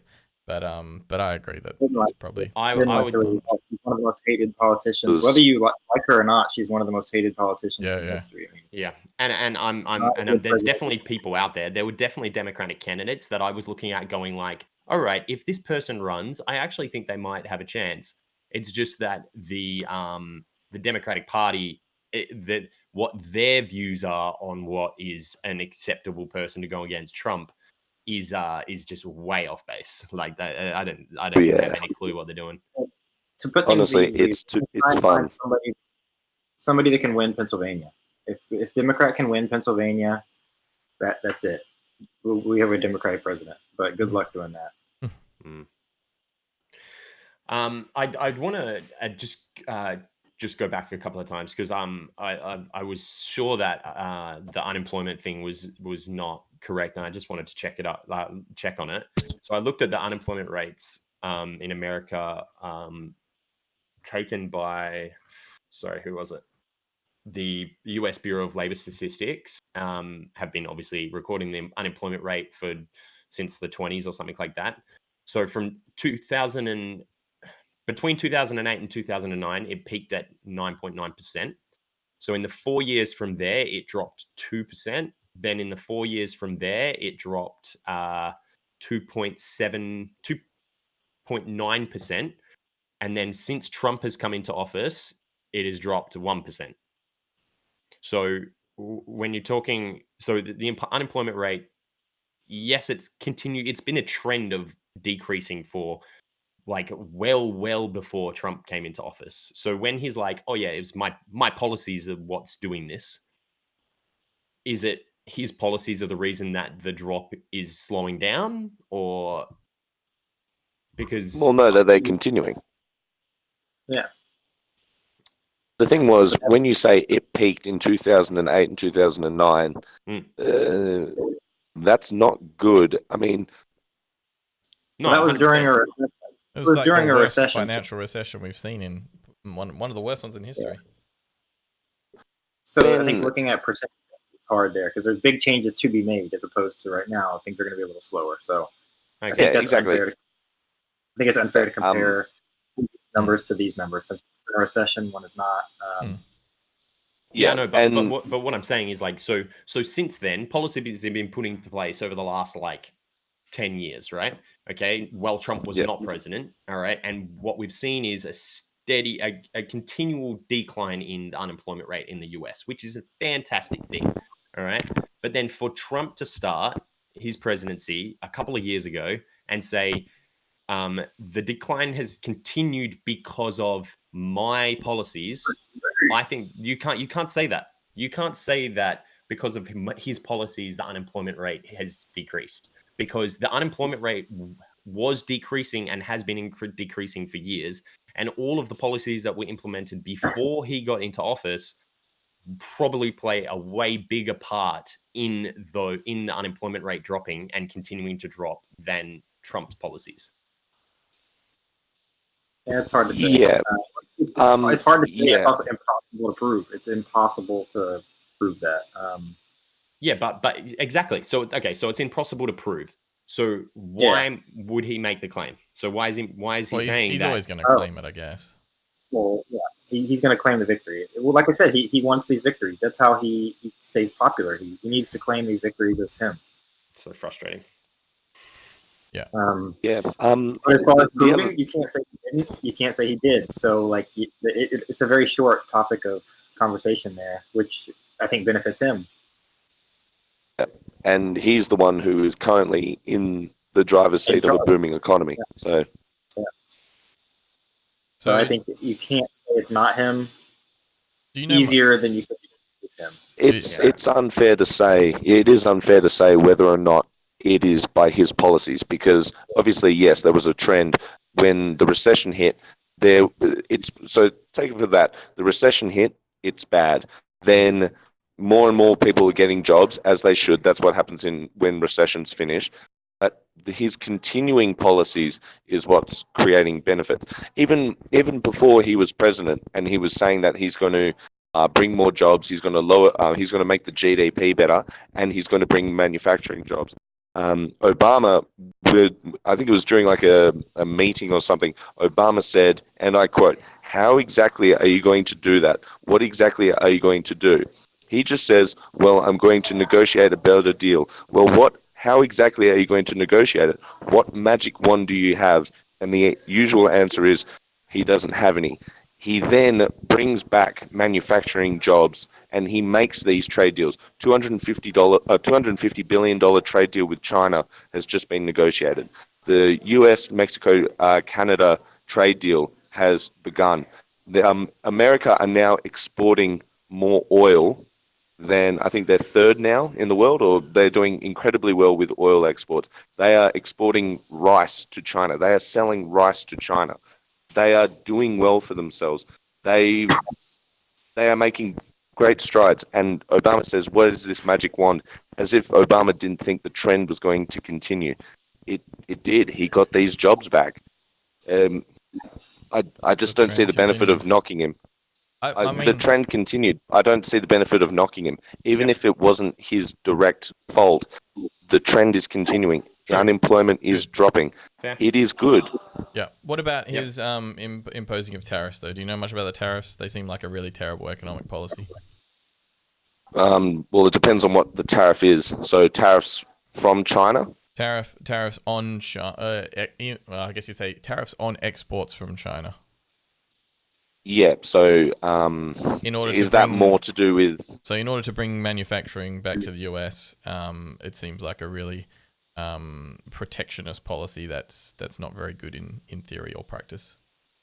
Well, I think it doesn't do much because they just match it with how their tariffs to us, so it kind of balances out. for everything we do, they just take one step and make sure that money comes back. Yeah. So the actual plus or minus there is very minimal. It's That's just it. things in the. But the only people that pay for tariffs are consumers and companies within the US, which is really bad, and that's a lot of the reason why the companies have been investing less. Yeah. That seems to be one of his biggest economic policies that like. At least that's publicized. Like, fair enough, I might not know some of the smaller things that go on, but is this like Nike? Who? Like companies like Nike? Is this like companies like Nike where he's taking jobs away from China, as in forcing manufacturing to be done in America? Yeah, I believe that's the sweatshop point of them. Yes. So getting rid of sweatshops. Could be, yes. But we also lose in things like our graphics cards and cell phones. Now they're just more expensive than ever. At the expense of sweatshop workers. So there's definitely an ethic. Like, you could take a defensible position with saying there should not be sweatshops in China, and that's a different argument, I feel. But at the detriment of America's economy, because when you bring back, the reason that companies outsource that labor is because it's so ridiculously cheap to make iPhones and Nikes and whatever over there, and then the price is carried on back to the consumer. If you had to manufacture iPhones in America, they'd be like $5,000 each. How much does it cost to make an iPhone? In America, a whole lot more. No. In China. So how much does it cost to get a sweatshop worker in China to make the iPhone? So how much does the material cost? How much does the material cost, and how much does the labor cost? I don't know. Do you know? I'm not sure. I reckon it would be a whole lot less than. How much is an iPhone? $1,000? Yeah, something like that. I reckon it'd be a whole lot less than $1,000. In fact, I would argue it'd be a whole lot less than $100. Yeah, definitely. And if the only thing, so the material, would it be more expensive to purchase the materials in China or America? Maybe a little. The labor, would it be more expensive? Significantly. The fact of the matter is, the profit margin, people will still buy iPhones. Like, even if an iPhone, look, man, I reckon they would. And that's people would still buy iPhones. That's a good thing for the American economy to have things like Nikes and iPhones and like just every goods. I'm only picking these, but having companies have to pay their construction workers like way more money than they pay these offshore workers, you know? Yes, absolutely. At the expense of sweatshop workers, yes. Why do you say here's that, the scenario. But it's definitely it's not economically better, not at all. Are you saying ethically it's better? Okay, so ethically, yeah, paying sweatshop workers, although it's a job, it's not good. First of all, sweatshops aren't good. I think we can all agree with that. True, but do you think China's economy's gone a lot better in the last 20, 30 years since labor has been exported there? I'm pretty sure China's doing pretty damn well. I think they're kicking ass, to be honest. A lot of labor's been exported there. Here's a scenario, one of many potential scenarios. If you bring the iPhone, the construction back to America, and the cost of parts remains relatively the same, the cost of labor is drastically increased, and they say, all right, because the labor's increased, we need to increase the cost of the phone itself. What will happen is Americans will, one of two things, either they will still buy the product because capitalism wins and they will just want to buy it, or people will say, no, we won't buy it. What will then happen is the company selling the product will say, well, do we keep it at the $5,000 or do we take a loss and we keep trying to sell it? Do we want to sell more at a cheaper price, or do we want to keep it exclusive and have fewer sales at a higher price? They will find the balance. The company will say, Sorry. You cut out. Sorry. There's a term in economics. It's like, what is the cost benefit, or what is the best projected thing? More of a product for a cheaper price, or a more expensive product but less people get? There is a perfect point which every company will be able to find within a second. They seem like terrible things economically for a company and for the consumers, though. Why would they not just continue? Why would they not want to outsource the labor so that they can have cheaper products for the consumer and the company doesn't? If you outsource the labor to 100,000 Chinese people doing work, instead of giving it to 100,000 Americans, that is less money in the American economy. Unless those people who are workers can't afford to buy iPhones because they're working in construction and they don't have a whole lot of money anyway, and now iPhones are bloody $5,000. Don't get an iPhone then. Yeah, but that's a bad thing for Americans. That's bad for the economy because then they're not spending their money which means that the economy is worse off. And these are quality of life things that are great for your country. Yeah, but I'm not saying you need to. Sorry, you don't need to buy an iPhone for your quality of life to be good. It is an accessory. It's not the same. If Apple starts saying, all right, less people are buying iPhones, they will drop the price of the iPhone. The market will correct itself. The plain and simple thing is, where would you rather 100,000 jobs to be? In sweatshops in China or in America? Like, are we having an ethical conversation now? I mean, I definitely wouldn't rather them in America because that hurts the company.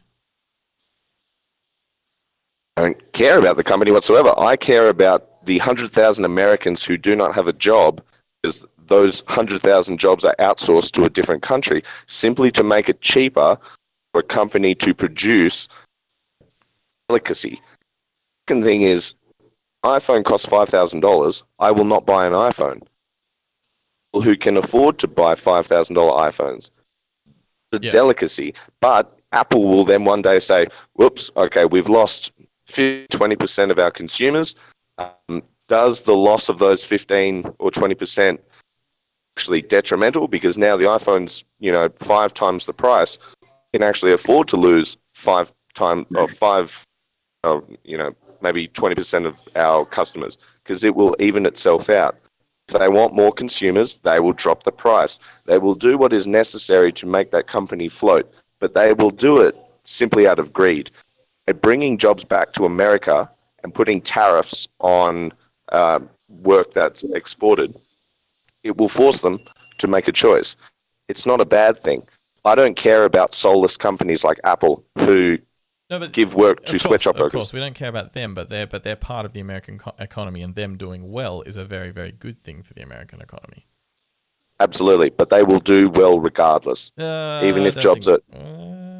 Well, how do you know? How do you know? How do you know? I guess until you see it. Until they all get screwed over. Until things go poorly, until you see it, and they stop investing, and then Trump has to go and crap, better go make a deal with China.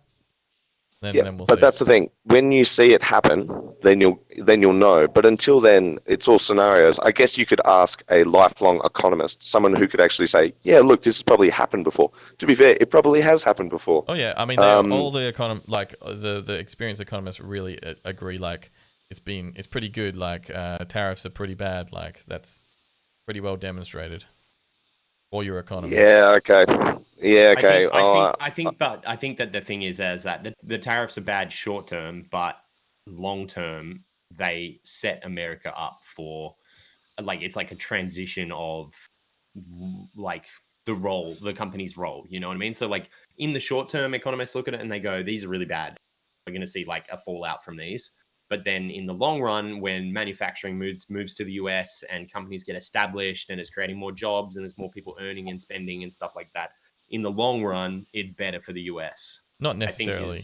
That's definitely not unnecessary. Yeah, to be seen, but I think that's the theory behind it. So a lot of economists freaked out and were like, "Oh my God, these tariffs are terrible." They've done longitudinal studies as well and understand that it's like long-term costs. And it's very bad in the short term and medium term. But I mean, like, it just seems like it's very, like, having a protectionist kind of view on your economy seems very anti-free market, because it's like, why would you artificially stop this source of labor if you can do this and like, it's a really good thing for your company. It's great for consumers. They get everything at a really cheap price. The reason that labor moved to offshore was because it was a really good thing for the economy. Globalization has been an amazing thing for the economy. This is the reason that people all around the world can have things like iPhones. I don't know. It just seems like an all-around negative thing. Nah. I don't buy it. I feel like the primary thing should be jobs. Having jobs in the country, having more people in the country is good for an economy. But that's a certain class of people that you're increasing And even then, you might not be increasing them because things are more expensive for them. There's a whole lot of different classes of people that aren't just very, very low skilled manufacturers. But the thing is, we're talking sweatshops with 8-year-olds. Yeah, The so average American could create an iPhone with the proper instructions. yeah. Well, like a really I- low skilled worker, right? Yeah. Yeah, you don't need college education. Exactly. So I'm assuming you don't need college education. there's a class of people that are possibly being helped by having jobs, but you're increasing the cost of a lot of different products to them. You're increasing the cost to the company. You're increasing the cost to everyone else who isn't a low skilled manufacturer or worker. Seems like a bad thing. That's a sacrifice I'm willing to make. Well, it's just interesting to be like, I'll sacrifice the American economy. Or is this a moral thing that Trump's doing? Does he really not like sweatshops? That's a defensible position for sure. In a different argument, I would take can't that speak for him.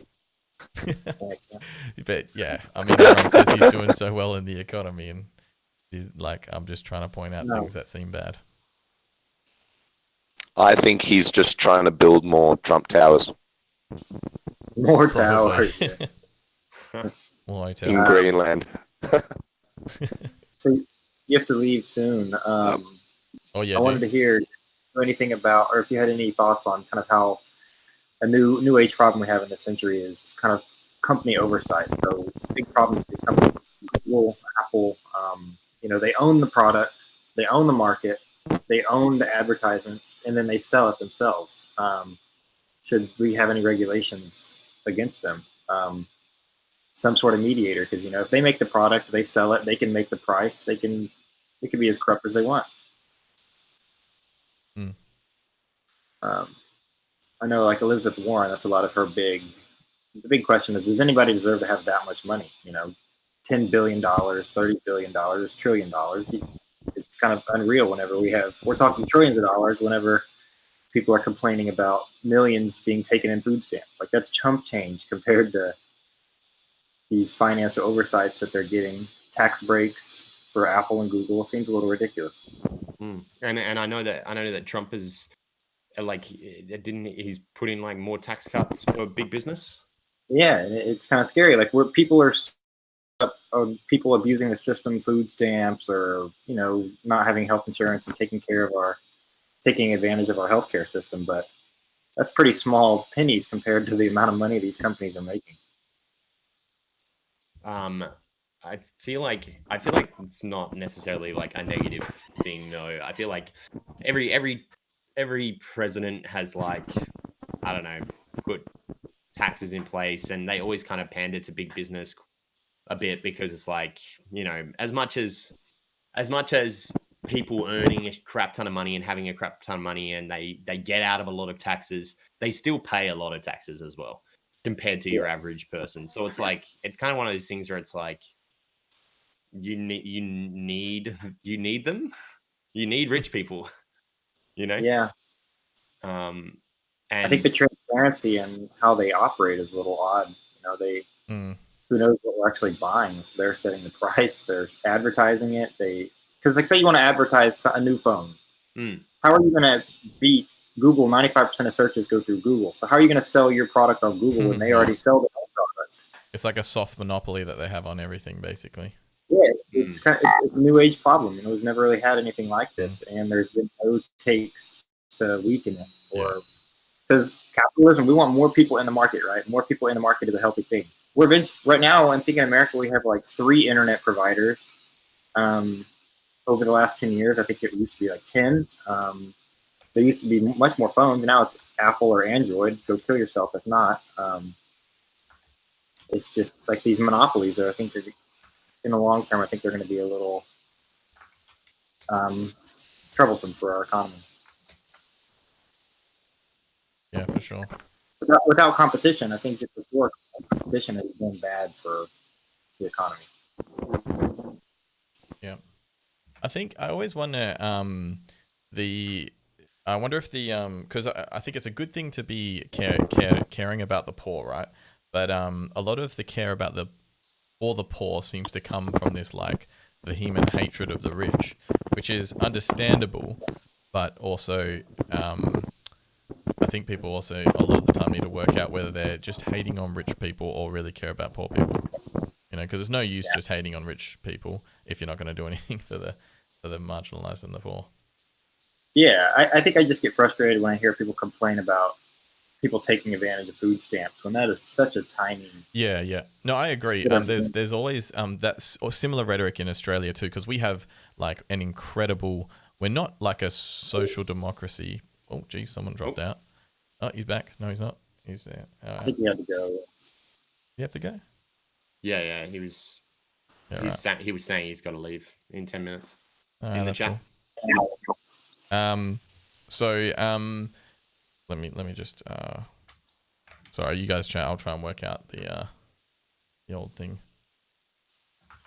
I'm just saying thanks for the chat. Just so you guys know, he was catching a bus. He was catching a bus. Catching a bus. So in America, so he was like, I've got a certain amount of time that we kind of hit our 2 hour mark then, and so we probably need to be wrapping up soon anyway. Yeah. So I just don't. He's gone. In terms of Trump though, like I definitely agree that like more oversight is needed and stuff like that. But I don't think that that Trump has like really done much on this issue, if you know what I mean. Yeah, I don't think he's done much on many issues. No, yeah, that's true. I think he's definitely focused on like a couple. He's like big ticket items, and like kind of focused on them. But we're getting there. Did you? I wanted to talk a little bit about, and I know we're kind of like in the boat now where we're kind of all a bit pro-Trump. I mean, sorry, not pro-Trump. What are you doing? We're anti-Trump. But I wanted to talk a little bit about Iran and get your feelings, Pablo, on the assassination. Do you think it was a good thing? Do you think it was a bad thing? I think nothing good came of it. The U.S. has had discussions of maybe killing Soleimani for a long time, and the answer has always come back with, it's not worth it. It's going to create more problem than harm. We can't just kill people because they're bad people. We're just going to start dropping drones on people that are bad. Next, Kim Jong-un next, Putin next. Like, what are we just going to drop bombs? And he's just a figurehead, the person we killed. There's always somebody next to take over his ploy, and they're going to be even more spiteful now that we killed him. He was a public figure. He wasn't some guy hiding in a cave. You can't just kill other people's politicians, whether you agree with them or not. That's fair. He said, I don't think Trump knew who Soleimani was a week before the assassination. But he says it's a safer place now that he's dead. I think that's completely just nonsense. It makes no sense. I would probably agree with him. Like, I mean, as much as I agree that assassinating, I don't think it's in America's place. I don't think it's Trump's place to make that call that like someone needs to go. I think that there is definitely a strong argument to be made that this guy was a terrible, terrible person, and that he contributed to the suffering of the Republic of Iran. And I think that the world is probably better off without him. But I don't agree with the fact that that it's his call to make. I mean, the world might be better, but there's more unrest than ever in Iran. That's pretty dangerous. That's true.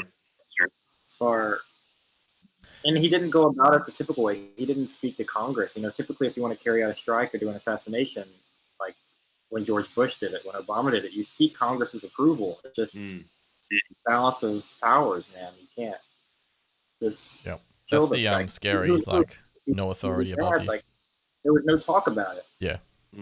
That's a bit scary. And I think a lot of it was a major ploy of, we just impeached him, so it makes impeachment proceedings a little difficult whenever we're on the verge of war. Or it seems things have kind of calmed down, but I don't know. It just seemed ridiculous to just kill somebody. I don't think it. I mean, it doesn't need to be on Earth. The guy was a bad guy, but there's a lot more people that we just need to kill with drone strikes then. Yeah. Yeah. Did you see the thing where it was like there was like a video floating around of Trump back when Obama was going for re-election, and it was Trump saying, "Just you watch, Obama's going to start a war with Iran." Yeah. Yeah, to get re-elected. So it seems like he's Yeah, stronger, several and tweets. yeah, and it turned out that Obama didn't do that. But then when Trump's going for re-election, and it looks like maybe it's a bit touch and go, he starts a war with Iran. Yeah, he has a lot of tweets that really did not age well. Where he's bashed Obama, and then next thing you know, he's doing the same thing now that he's in those shoes. Yeah, it's pretty hectic. I think the interest, like for me, I mean, the consequence of him being dead, he was a pretty bad dude. Seems like it's possible that he had some, well, he definitely had malintent all over the place. Trump said that he was like they killed him because he had attacks planned on U.S. Embassies and citizens, which is probably a good reason to kill someone. Trump's Secretary of Defense, though, said they killed him because of what he's done in the past, not because of what he was going to do. Which is a bad reason to kill someone, in my opinion. But the worst part to come out of it is that the entire Iran deal is just like gone, and that was a really good thing to be able to monitor Iran. To the goal of it being that they won't have nuclear arms. Now it's just kind of like, we might not see the repercussions of this assassination for like 2 years, and it might be like really bad. That's not out of the question. But I guess you don't know now because we don't have a deal with them. We don't able to see there. It's kind of like, don't make nuclear arms, otherwise, we're going to get you. But there's no reason not to. Anyway. Yeah, and one thing that's odd is he finally trusts his intelligence. The week before, he was saying that the intelligence is corrupt and they're brainwashed and it's all bogus. Like, he can't trust the CIA anymore because they're against him. But then the next week, he's, I trust that intelligence. I need to kill that man now. Like, what? Yeah. To what end? He definitely flip flops quite a lot. Hey. Like for example, when they were pulling out of Iraq, all right, and pulling out of that area in general, like a month or so before the attack, or a couple of months before the attack, Trump was speaking about non-intervention, that America needs to focus on its own interests back home, and we shouldn't be involved in this area, and it's not our place. We shouldn't have gone there in the first place, and all this kind of stuff.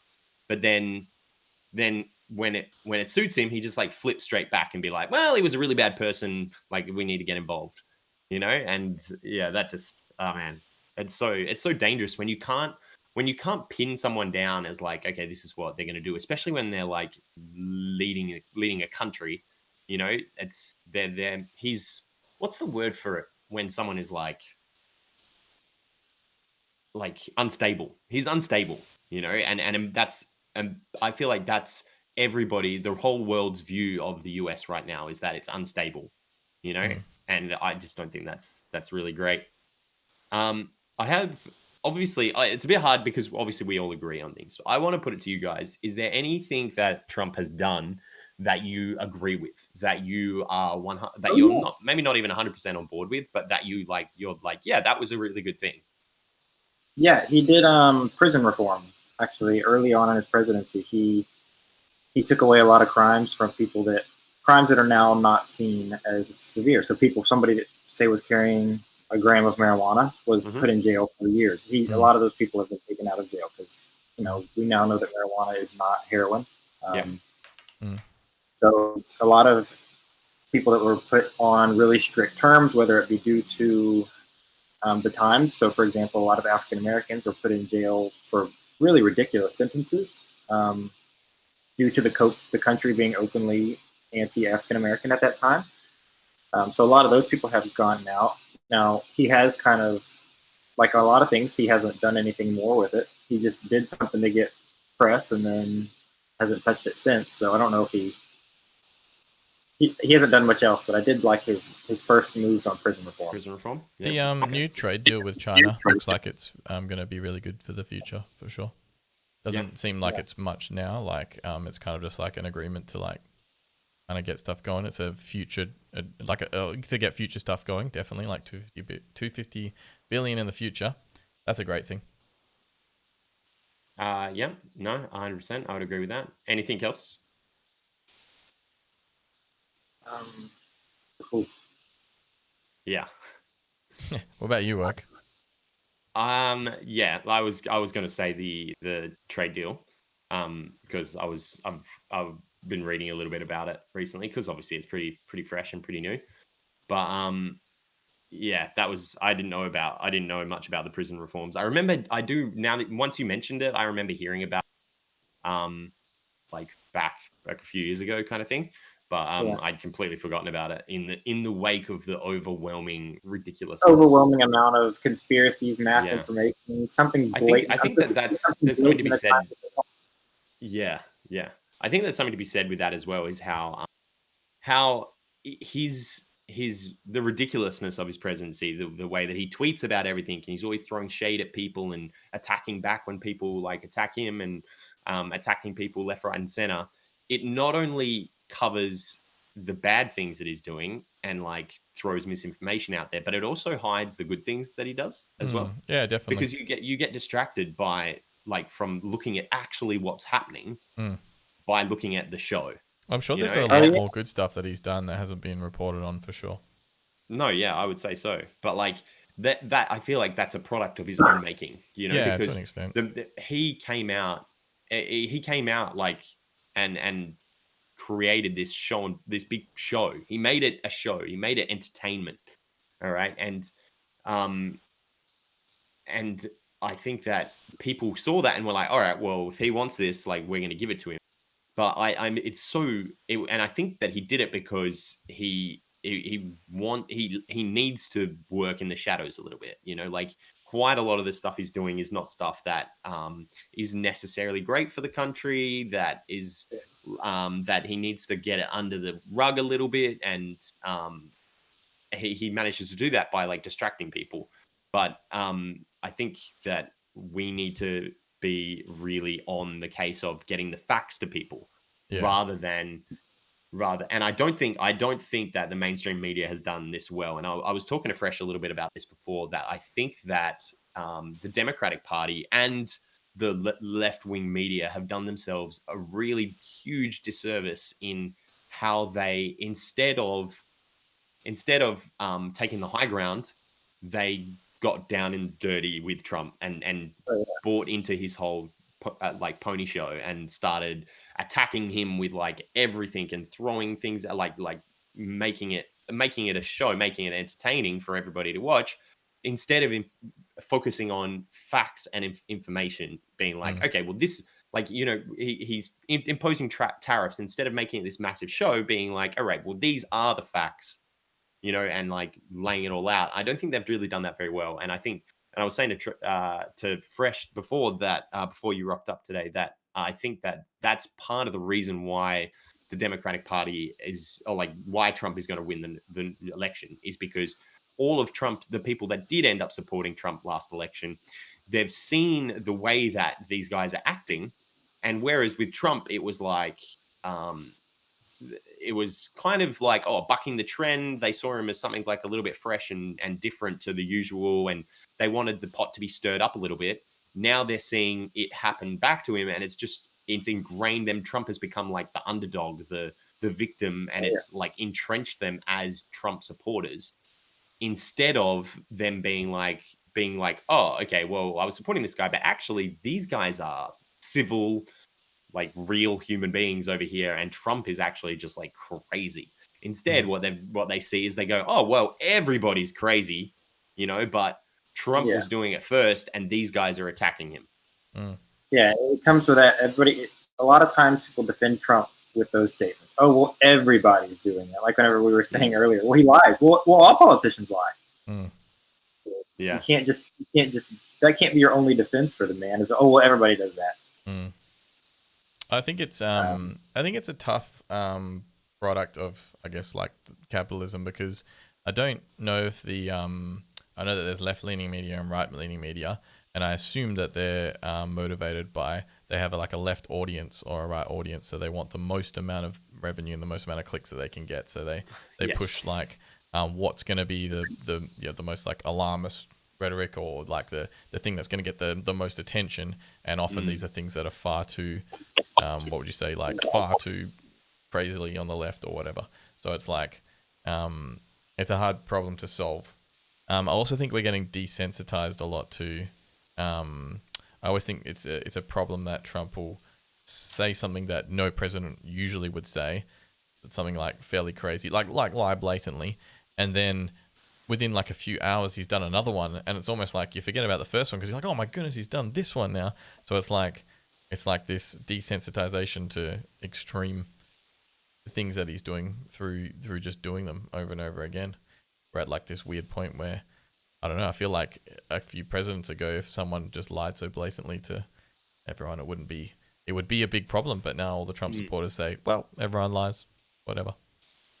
Yeah, I know, and it's that I think the main thing, and I have to, and I said once again, I've said this a lot this podcast. I was talking to you about this before, Fresh, but I am kind of the opinion that look, he's doing some things that I disagree with. He's putting on this whole show.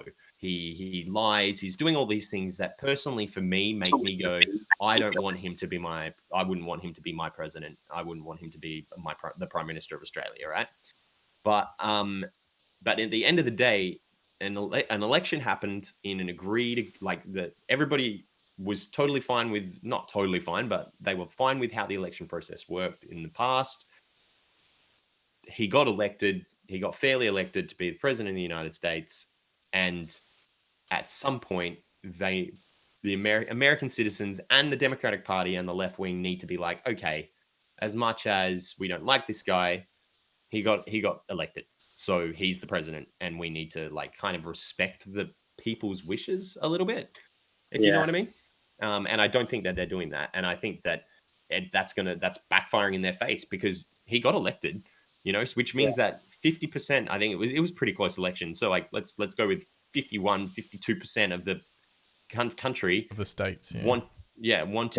He actually lost the popular vote. He didn't win the popular vote. He lost the popular vote. Yes, sorry, I did know that. But still, yeah, I agree. But he got elected. So what I'm saying is like there's a huge majority. There's a not majority, but there's a huge amount of the population that wanted Trump as president. So when the Democratic Party come out and go like, this is the worst president, you guys all made a mistake, and start attacking Trump and attacking that side goes like, hey, whoa, like. Like they're back off. You're attacking me, and we won. Yeah. And I just think they've played it really badly. I've said it before, the left are really dumb politically a lot of the time, and it's very unfortunate. And there's so many news sources that are like you have Fox News on the right side, then you have MSNBC on the complete left side. If you want to find anything in the middle, such as NPR or even the New York Times is getting a little right, or a little left, but I only read NPR and New York Times. I go to Fox News a lot to see the stuff they're talking about, but you probably go right now and the big headline is something about a Muslim person in America. Yeah, I don't really look. I don't tend to go to one publication or another. My usual way that I try to find things is I'll be like, I'll hear about something, or I'll look at like see a news article somewhere that just crosses my path, and then I'll Google for like opposing opinions to it. So I'll be like, for example, the New Deal. I read about it, and then I was like, left wing and right wing views on the new Trump trade deal, and I like read both sides, and then like kind of form my opinion based on what I've read from both of them. Like I said, I'm not. I'm kind of. It's weird because I'm. And people don't like saying this, but I'm not really anti-Trump. I dislike him, and I dislike the things that he does, and I think it sets a terrible precedent for the presidency and for future elections and for the like it used to be that the presidency held some gravitas, like it was this place of honor and prestige and trust, and now it's not that anymore, and it'll never go back to being that, I don't think. Ever. No, people trust politics less now than they ever have. Yeah, and ruined it's a show now.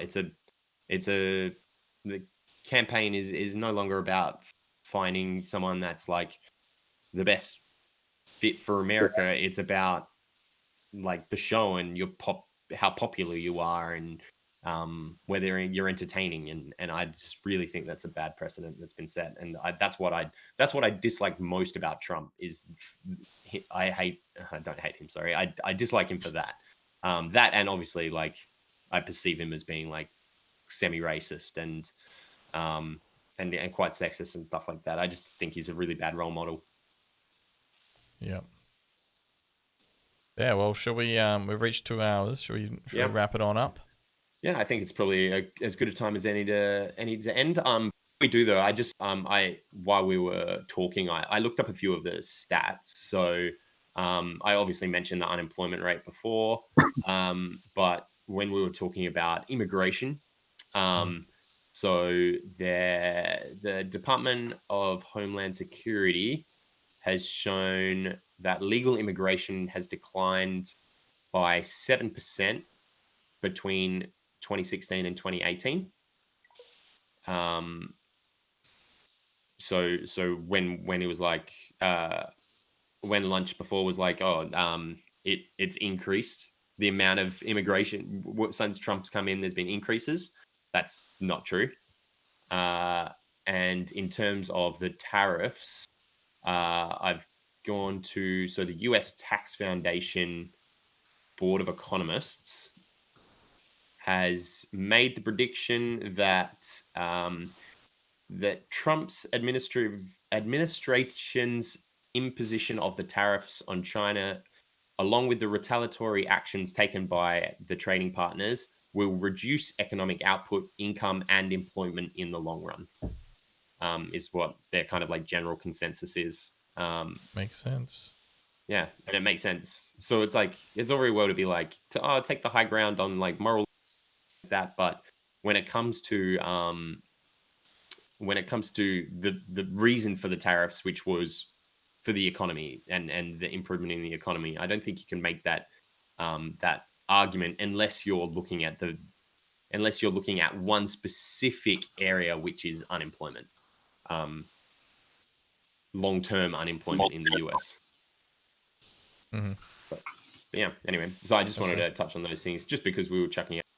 I do dislike it, even though I know it's kind of necessary for the style of our conversation. When we're kind of like, well, I like, I'm pretty sure that it's going down. You know, like there's better. I hate it when you just kind of like throw out stats, but we don't have anything to back it up. So just thought I'd chuck them in there as well. But it's hard to ask people to grab stats like on the fly. It's not on the very, fly. To like ask Lunch to do that would not be very fair.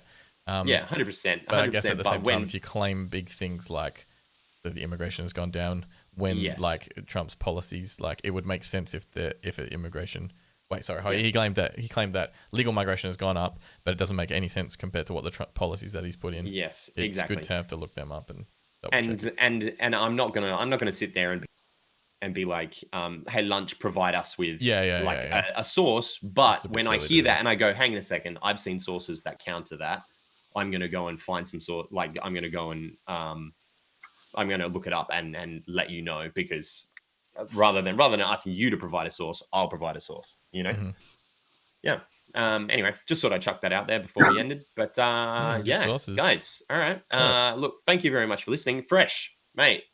How was your beer? I don't like sours. I didn't realize it was a sour. Don't like sours. I don't like sours. Yeah. Do you like sours? I'm not a massive fan. I'm not a massive fan. How about you, Pablo? You're a fan of sour beers? No, I ruined sour beers. I drank an entire growler once. Oh, right. Like a 3-day. That's it. Yeah, that's it. No more. No more. Yeah, I know. I don't like I'm not a massive fan. It was tasty. It was tasty.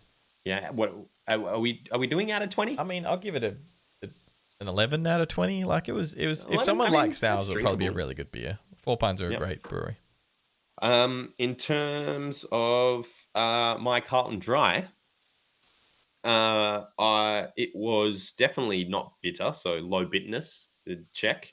It was definitely ultra smooth and lower carb. I couldn't tell. In terms of taste, To be honest, it was like water. I didn't even realize I was drinking beer. Yeah, it's so watery. It's actually crazy. I drank this. At no point did I stop and go, I'm really enjoying this beer. I like just drank it and it disappeared. And then I just, when I was thinking about beer review, then was like, oh my God, I finished my beer and I didn't even notice. So Yep. I'm going to say, look, it's, you can definitely smash a lot of them. I can imagine you could easily drink a lot of them, but not because it's tasty and not because you're enjoying it, just because it disappears down your throat and you don't notice. So I'm going to say, I'm going to give this a 5 out of 20. Yeah. 5 out of 20? Wow, that's pretty low, mate. That's pretty low. But not because I didn't like it. That's very low for a beer that you didn't like then. Just because it was nothing. It was nothing. It's nothing. It's a nothing beer. Nothing beer. You know? True. It's like okay, if you're gonna drink this, like you might as well drink something that you like, you know, like something that you enjoy the taste of. True. It's not even that cheap. True that. Yeah, those beers are never cheap. The ones that are just average. Yeah. They're not even that cheap. Well, Anyway, Pablo, thanks so much for being here, dude. You can find him always in Twitch chat as the real Pablo Sanchez. Do you have any media that we can shout out, Pablo? Are you on Twitter? No media. Yeah, I'm on Twitter as the real Pablo Sanchez. The real Pablo Sanchez. Are you the real Pablo Sanchez? Do you tweet? Do you tweet about politics much? My Twitter is Hey Pablo Sanchez. I do tweet sometimes Donald Trump's tweets that haven't aged well. Nice, that's great. I like that. But I'm mostly on there just to watch. Nice. Not very active on Twitter. That's cool. Nice.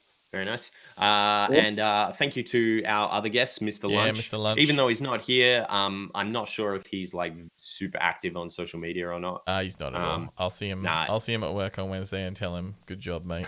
You fought hard." Nice. Nice.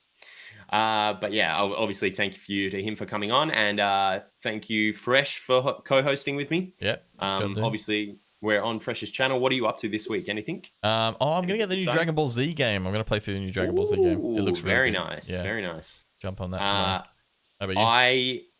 I am starting a new job this week. So this week. Yeah. So until I'll probably stream once or twice, probably fortnight. But I'm a little bit in limbo at the moment, so I haven't really got back onto the streaming train yet this year.